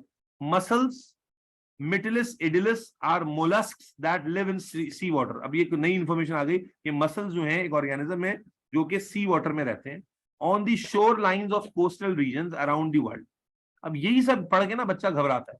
Muscles are popular sea foods and so are widely cultivated. ये पॉपुलर सी फूड है, खाए जाते हैं और इसलिए कल्टिवेट किया जाता है। After harvesting the muscles The muscle farmer must replace them with young muscle. Harvesting के बाद कहता है कि मसल जो फार्मर है उसको यंग मसल से रिप्लेस करना है। This is often done by collecting young muscles from wild marine ecosystem. क्या मतलब हुआ कि आप समझे कि फार्मिंग अगर इनकी हो रही है एक जगह पर, ये फार्मिंग हो रही है इनकी, तो फार्मिंग में एक बार जो मसल्स की नस्ल निकल गई तो अब इस पूरे को हमने यंग मसल से, यानी यहाँ पर जो एक बार जो फर्स्ट जनरेशन आ गई, डायग्राम वाइज विजुअल बना रहे हैं, फर्स्ट जनरेशन जब आपने निकाल ली तो अब आप क्या करेंगे, वाइल्ड मरीन से नए न्यू मसल्स लेकर आएंगे, यंग मसल्स लेकर आएंगे और फिर उसे यहाँ डाल के ग्रो करा के उनकी फार्मिंग करेंगे। Is that clear? तो क्या कहता है, यही बात कहता है कि mussels are popular sea food. After harvesting the mussels farmer must replace them with young mussels. This is often done by collecting young mussels from wild marine ecosystem. Wild marine ecosystem से collect करके करते हैं। ऐसा भाई job का time हो रहा है आपकी, 12 बजने वाले। आगे देखते हैं, ठीक है। The slipper limpet Crepidula fornicata, पता नहीं क्या नाम है, is an invasive alien species introduced into Europe from North America. Slipper limpets compete with the muscle। अच्छा, अब ये स्लिपर लिम्पेट एक और आ गई जो compete कर रहा है मसल्स के साथ, and reduce the yield of muscles। Sometimes slipper limpets are accidentally collected with young muscles. Muscles farmers want to prevent the introduction of slipper limpets when restocking their muscle farm। बात समझ में आई नहीं आई? अब जो शुरू में भी पिछले क्वेश्चन में भी बात की थी इसने एलियन स्पीशी की, यहाँ पर उसने क्या किया कि मसल के साथ एक स्लिपर लिम्पेट नामी कोई स्पीशी है जो कि इसके लिए एलियन स्पीशी है और इसके लिए डेंजरस है। इसलिए जब यंग मसल से रिप्लेस कर रहे होते हैं हम फार्मिंग के दौरान, तो हमें ख्याल रखना है कि ये वाली जो स्लिपर लिम्पेट्स हैं ये ना आ जाए। Is that clear? Scenario clear होता है या नहीं होता? Yes, sir. क्लियर है बेटा? बात समझ में आती है नहीं आती? Yes, sir. जी सर। अब इसके बाद क्या कहते हैं, scientist investigated the best way to kill slipper limpet. अब जाहिर है हमें स्लिपर लिम्पेट को किल करना है नहीं करना? स्लिपर लिम्पेट आर हार्मफुल और better for the growth of mussels? बोलो दानियाल, आर दे गुड और बैड? फातिमा, क्या समझ में आया? Live and club, are they good as per the data? देखो सारे सवाल डेटा से आ रहे हैं, ठीक है। दे आर बैड, तो definitely scientist investigate the best way to kill the slipper limpet without harming the mussel. ऐसा तरीका होना चाहिए जिसमें मसल्स भी हार्म ना हो, स्लिपर लिम्पेट किल हो जाए। The scientist put 30 slippers limpet length greater than 30 millimeter into each of 4 trays. Each tray of slipper limpet was exposed to a different test conditions for a period of 3 days at a temperature from 12 to 13 degree. The 4 test conditions are shown. अल्लाह अकबर भाई, क्या क्या test condition है समझ में आ गई? लिम्पेट्स को मारने के लिए कौन कौन सी कंडीशन है? तो उसने कहा 12 से 13 डिग्री पे हमने जो है वो 30 स्लिपर्स को जो ग्रेटर देन 30 मिलीमीटर थे 4 ट्रे में निकाला और उनको रखा है। 4 कंडीशन कौन सी है? पहला air exposure, leaves organism expose to air. दूसरा brine rinse, at the start of day 1 rinse the organism with saturated salt solution for 5 minutes and then leave exposed to the air. Repeat brine rinse at the start of day 1, day 2, day 3 rinse the organism with a saturated brine for 5 minutes and then leave. Brine soak at the start of day 1 soak organism with saturated sodium chloride solution for 1 hour and then leave the exposed to the air. मेरे ख्याल से समझ में आ रही 4 condition. एक में सिर्फ air से एक्सपोज किया है, दूसरे में हमने जो है ना वो 5 मिनट के लिए ब्राइन से डे 1 पे एक्सपोज किया और फिर 4 दिन के लिए छोड़ दिया एयर में। तीसरे में हमने पहले दिन, दूसरे दिन, तीसरे दिन ब्राइन से एक्सपोज किया और फिर एयर में छोड़ दिया 5 मिनट के लिए और 5 मिनट के बाद एक्सपोज। और ब्राइन सोक में क्या किया हमने? 1 घंटे तक डे 1 पे सोक किया और उसके बाद एक्सपोज टू द एयर छोड़ दिया बाकी दिनों के लिए। Is that clear? Yes, sir. दिमाग चाहिए ना पढ़ने के लिए। अब आगे से कहता है the process was repeated with 1 tray for 30 slipper limpets less than 30 millimetre. पहले मोर देन 30 के लिए भी किया, फिर लेस देन 30 के लिए किया, and 1 tray for 30 muscles less than 30 millimetre. समझना, 3 बातें आ गई। क्या क्या आ गई? मसल्स आ गए। सबसे पहले किसके लिए किया दानिया फारूक? सबसे पहले किसके लिए किया हमने? लिम्पेट्स जो के ग्रेटर देन 30 थे। उसके बाद फिर लिम्पेट्स जो कि मिलीमीटर के हिसाब से लेस देन 30 मिलीमीटर थे, और आखिर में मसल्स जो के ग्रेटर देन 30 थे। यस और नो? ये 3 सेट, और तीनों को इन चारों कंडीशन से गुजारा है। Is that clear? After 3 days, the scientists counted the number of dead slipper limpets and dead muscles in each tray. The scientists repeated the whole investigation at a temperature of 4 to 5. अच्छा, पहले क्या किया था? 12 से 13 degree पे की थी। अब देखो पढ़ते हुए आ रहे हैं तो पता चल रहा है। पहले ये सब 12 से 13 पे किया था और उसके बाद सारे डेड वाले काउंट कर लिए। उसके बाद कहता है scientist repeated the whole investigation at temperature of 4 to 5. अब 4 से 5 डिग्री पे कर किया यूजिंग फ्रेश सैंपल। दोबारा से फ्रेश सैंपल लिए और 4 से 5 यानी टेम्परेचर चेंज कर दिया, सबको सेम था। The result of these tests are shown in figure 3.3a and 3.3b. A muscle farmer concluded from the results of the investigation shown that young muscles used to restock the muscle farm should be given a brine soak treatment to kill any slipper limpet.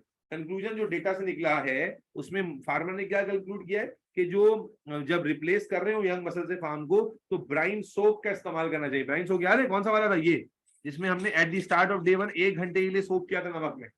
Yes और no? जी अबिया Fatima? Yes, sir. ठीक है, उसने conclude कर लिया। Evaluate this condition, evaluate करना है। You should use the data in 3.3a and 3.3b to support your answer. अच्छी बात ये कि कंक्लूजन उसने दे दिया है ऑलरेडी। अगर कंक्लूजन नहीं भी दिया होता तो फिर क्या होता? फिर डेटा को रीड करके फिर हमें बताना होता कि कौन सी बेस्ट कंडीशन है। लेकिन अब यहाँ पर 2 डेटा दिए हुए हैं और आंसर कितने नंबर का है भाई साहब? 4 नंबर का एक ही आंसर है ना? 4 नंबर का एक ही आंसर लिखना है और डेटा ये। अब डेटा को गौर से देखें। पहले देखें 12 to 13 डिग्री पर, तो ये देखें आपको दिया हुआ है ये एयर एक्सपोजर, ये सेकेंड, ये 3 और ये ब्राइन सोक। और उसके अलावा जो आपको की नहीं दी हुई, की दी हुई होगी ना, ये दी हुई की, ये जो खाली वाला है ये वाला, ये मसल्स का है, और जो ग्रेटर देन 30 मिलीमीटर है वो ये, और जो सबसे डार्क वाला है वो लेस देन 3 मिलीमीटर है, 30 मिलीमीटर है। तो इसका मतलब पहले वाले को देखें तो पहले वाले में आपको क्या नजर आया? जब 12 to 30 डिग्री पे एयर एक्सपोजर दिया है हमने तो एयर एक्सपोजर में मसल्स की डेथ सबसे कम हुई है। यस और नो? मसल की डेथ सबसे कम हुई है। उससे ज्यादा ये परसेंटेज डेथ रेट लिखा हुआ है, उससे ज्यादा डेथ किसकी हुई है? ग्रेटर देन 30 मिलीमीटर वाले की, है ना? और उससे ज्यादा डेथ किसकी हुई है सबसे ज्यादा? जो लेस देन 30 मिलीमीटर वाले लिम्पेट्स हैं। ये सुनो, ये लिम्पेट वाला, ये लिम्पेट वाला, ये मसल वाला। अबे हाँ ना बोलो। Yes sir. Yes, sir. अच्छा, फिर अगले वाले में देखें, जब इसको ब्राइन से रिंस किया है तो डेथ रेट तीनों का बढ़ा है। क्या तीनों का डेथ रेट बढ़ा है? Yes sir. अच्छा, जब ब्राइन रिंस किया है तो आप देखिए मसल्स का रेट कम हो गया, नहीं हो गया? मसल्स का रेट कम हो गया है ब्राइन रिंस में, इन दोनों का बहुत बढ़ गया है। और जब ब्राइन सोक किया है तो मसल इन दोनों का अभी भी मैक्सिमम है, और compare to this brine rinse यहां पर मसल का डेथ रेट भी बढ़ गया है। यस और नो? ये तो नजर आ रहा है ना, कोई मतलब ढकी छुपी बात नहीं है। फिर दूसरे में आ जाए। यस इसमें आप सर। देखते हैं, यानी जो वो था 4 से 5 डिग्री पे जो किया था हमने, 4 से 5 डिग्री पे जब हमने चेक किया तो आप क्या देखते हैं कि एयर एक्सपोजर में मसल का डेथ रेट बिल्कुल ही कम है, ब्राइन रिंस में भी मसल का डेथ रेट बिल्कुल ही कम है, रिपीट ब्राइन रिंस में मसल का डेथ रेट बिल्कुल ही कम है, और ब्राइन सोक में भी मसल का डेथ रेट थोड़ा सा ज्यादा है। लेकिन चीज क्या नजर आ रही है कि ब्राइन सोक और रिपीट ब्राइन्स में इनका जो डेथ रेट है वो बहुत ही ज्यादा है। यस और नो? आप क्या चाह रहे हो, आप मसल को बचाना चाह रहे हो या लिम्पेट को मारना चाह रहे हो? ज्यादा बड़ा एम क्या है, लिम्पेट को मारना या मसल को बचाना? हाँ भाई, limpet was an alien species ना, असल में आप क्या चाह रहे हो, लिम्पेट सारे मर जाएं या मसल बच जाएं? क्या समझ में आया था ऊपर वाली डिटेल से? आप क्या चाहते हो कि लिम्पेट जो इन्वेजिव स्पीशी है वो ना आ जाए, उनको कंप्लीटली मारना चाह रहे हो? यस और नो? Yes sir. आप देखिए, यहां नहीं मर रहे, यहां नहीं मर रहे, यहां पूरे मर रहे हैं, यहां पूरे मर रहे हैं, इसका मतलब है brine is working as a magic for them. और जब दूसरे डेटा में इवन के लोअर टेम्परेचर में भी चले गए तो लोअर टेम्परेचर में भी यहां और यहां आप देखें तो दोनों कंप्लीटली मर रहे हैं। ऑल्दो के मसल का रेट भी चेंज हो रहा है, लेकिन जो आपने कहा ना, वो जो कंक्लूजन उसने निकाला कि brine soak should be the best better treatment, तो क्यों निकाला उसने ब्राइन सोक का ट्रीटमेंट? क्योंकि आप देखिए, चाहे आप 12 to 13 डिग्री पे करें या चाहे आप जो है वो 4 to 5 डिग्री पे करें, ब्राइन सोक करने पे क्या फायदा हो रहा है कि मसल्स चाहे वो लेस देन 30 मिलीमीटर वाले हो या ग्रेटर देन 30 मिलीमीटर वाले हो, कंप्लीटली डेड हो रहे हैं या नहीं हो रहे? 100% डेथ हो रही है या नहीं हो रही? बोलो। हो रही है। तो would it be ideal? Yes, it would be ideal. अगर तुमसे वो कंक्लूजन हाइपोथेसिस नहीं पूछता तो क्या तुम ये कंक्लूड कर पाते इस डेटा को पढ़कर या नहीं? Yes, sir. ठीक है ना? Yes, sir. हाइपोथेसिस तो बता दी थी, अब आप उसने कहा था you should use the data to support your answer. वो जो ऊपर वाला आंसर है उसको आप सपोर्ट करें। क्या कंक्लूजन निकला कि brine soak kills all 100%, percentage में था ना ये, all 100% slipper limpets in both 4 to 5, भाई दोनों में किल किया है ना उसने, बोलो बच्चे, 4 to 5 degree Celsius and 12 to 13 degree Celsius condition. Yes और no? Yes, sir. Yes, sir. However, in other conditions, not 100% of the limpets are killed. ये तो आपने बेसिक कंक्लूजन निकाला, कोई मसला है यहां तक? बाकी कंडीशन में 100% की डेथ नहीं हो रही। हाँ, रिपीट ब्राइन में हो रही थी, लेकिन रिपीट ब्राइन में भी दोनों में नहीं हो रही थी। यहाँ देखो, रिपीट ब्राइन में यहां तो हो रही है, लेकिन रिपीट ब्राइन में यहां नहीं हो रही है। यस और नो? तो आप चाहें तो नंबर बढ़ाने के लिए क्या लिख सकते हो कि भाई in repeat brine solution at 12 to 13 degrees Celsius, although 100% or limpets are killed, but in repeat brine in 4 to 5 degrees Celsius, not 100%, या reference to data ले लो कि 80% के करीब किल हुआ है। Is that clear? Yes, sir. Yes, कोई मसला sir. तो नहीं है? कोई मसला तो नहीं है इसमें? No. बेटा ये बात समझ में आई या नहीं आई? सर आ गई है, थोड़ा सा कंफ्यूजिंग है बस। सर इन सम इवैल्यूएट क्वेश्चंस क्या बेटा, बोलो, समझा नहीं मैं।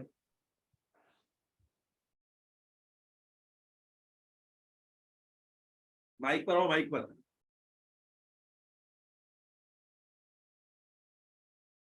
जी जी, मैं लिखवा रहा हूँ बेटा, सब्र तो कर लो, मैं लिखवा रहा हूँ। मेरे बच्चे समझो कि आपको अगर उसने कंक्लूजन नहीं दिया होता और दिया है तो आप उसको प्रूव कैसे करोगे? आपको टेबल बता रहा है ना कि जो 12 to 13 वाली कंडीशन थी या 4 to 5 वाली कंडीशन थी, उसमें जो ब्राइन और सोक ब्राइन है उन दोनों में 100% जरूर किल हो रहे थे, लेकिन 4 to 5 वाले में जो है ना वो जो रिपीट ब्राइन था, उस रिपीट ब्राइन के अंदर हमारे पास सारे लिम्पेट्स मर नहीं रहे थे, लेकिन ब्राइन सोक में सारे मर रहे थे। तो आइडियल सोल्यूशन ब्राइन सोक है, क्योंकि वो डेटा सपोर्ट कर रहा है कि 100% जो है वो लिम्पेट्स मर रहे हैं उसके अंदर। बाकी सबके अंदर 100% किल नहीं हुआ, क्योंकि ऊपर क्या था, जो ये था कमबख्त, ये एलियन स्पीशी थी, तो इसको मारना जरूरी था, वरना ये बेगैरती मचा देता आगे। ठीक है ना? इस जो कंक्लूजन था फार्मर का कि भाई इसको मरना है और उसके लिए सबसे बेस्ट सोल्यूशन ब्राइन सोक है, तो वो डेटा सपोर्ट कर रहा है, वो हमने पहले तो लिख दिया। अब उसके बाद याद रखिएगा जब भी वो आपको, अब मैं second half of the answer पे आ रहा हूँ, 2 पॉइंट्स आपको यहाँ मिल जाएंगे। Second half of the answer पे आ रहा हूँ क्या, कि देखो एक मिनट, second half of the answer कैसे लिखोगे मेरे बच्चे, याद रखना hypothesis could go either way ना। कुड गो ईदर वे का मतलब क्या हो गया कि हाइपोथेसिस में आपको ये जो ऊपर हाइपोथेसिस दी हुई है ये सही भी हो सकती है और गलत भी हो सकती है। तो जब आप आपसे कहते हैं ना इवैल्यूएट दिस कंक्लूजन, इवैल्यूएट, तो आप दोनों साइड के पॉइंट्स लिखते हो। आप ये यानी एक तो आपने डेटा किसे लिख दिया कि सपोर्टिव कमेंट लिख दिया कि यस डेटा सपोर्ट कर रहा है, दूसरा आप ये लिखते हो कि क्या पता ये डेटा सही ना हो।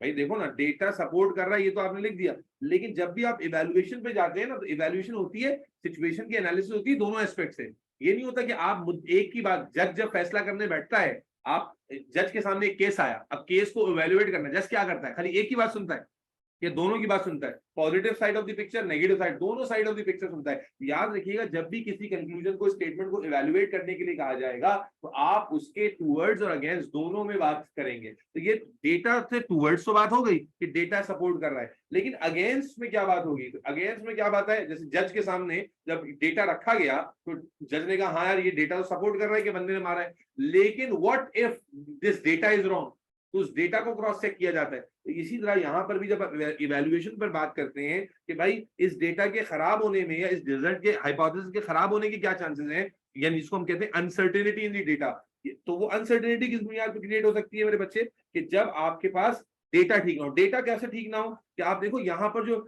नंबर ऑफ इंडिविजुअल को कंसिडर किया गया है वो कितने, सिर्फ only 30, only 30। Is it a significant number? Obviously not. जब आप किसी भी चीज का कंक्लूजन बनाने जा रहे हो तो you need a large sample size. यहाँ से 30 इंडिविजुअल्स हैं, नॉट इनफ इंडिविजुअल्स जिनको हमने कंसिडर किया हो। उसके बाद फिर आप देखो कि आपको अल्लाह भला करे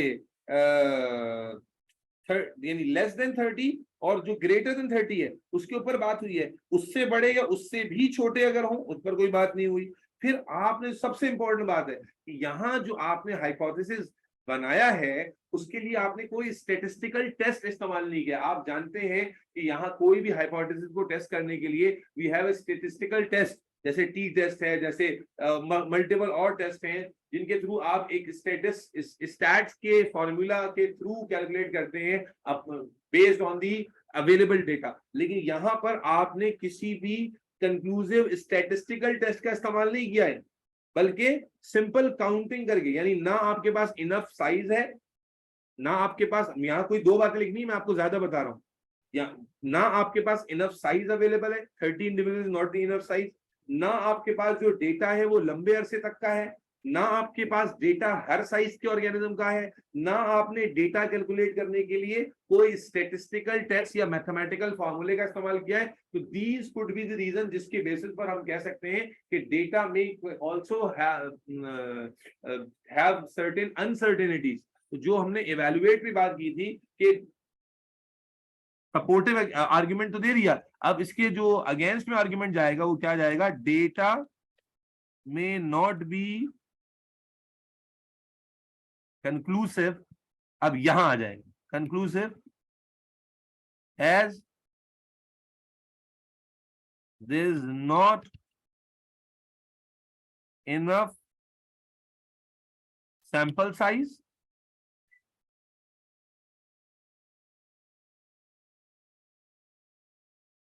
only 30 और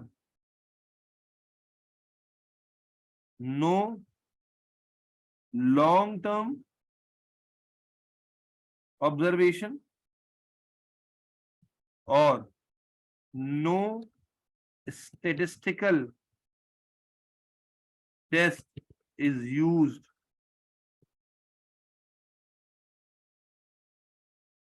for experiment।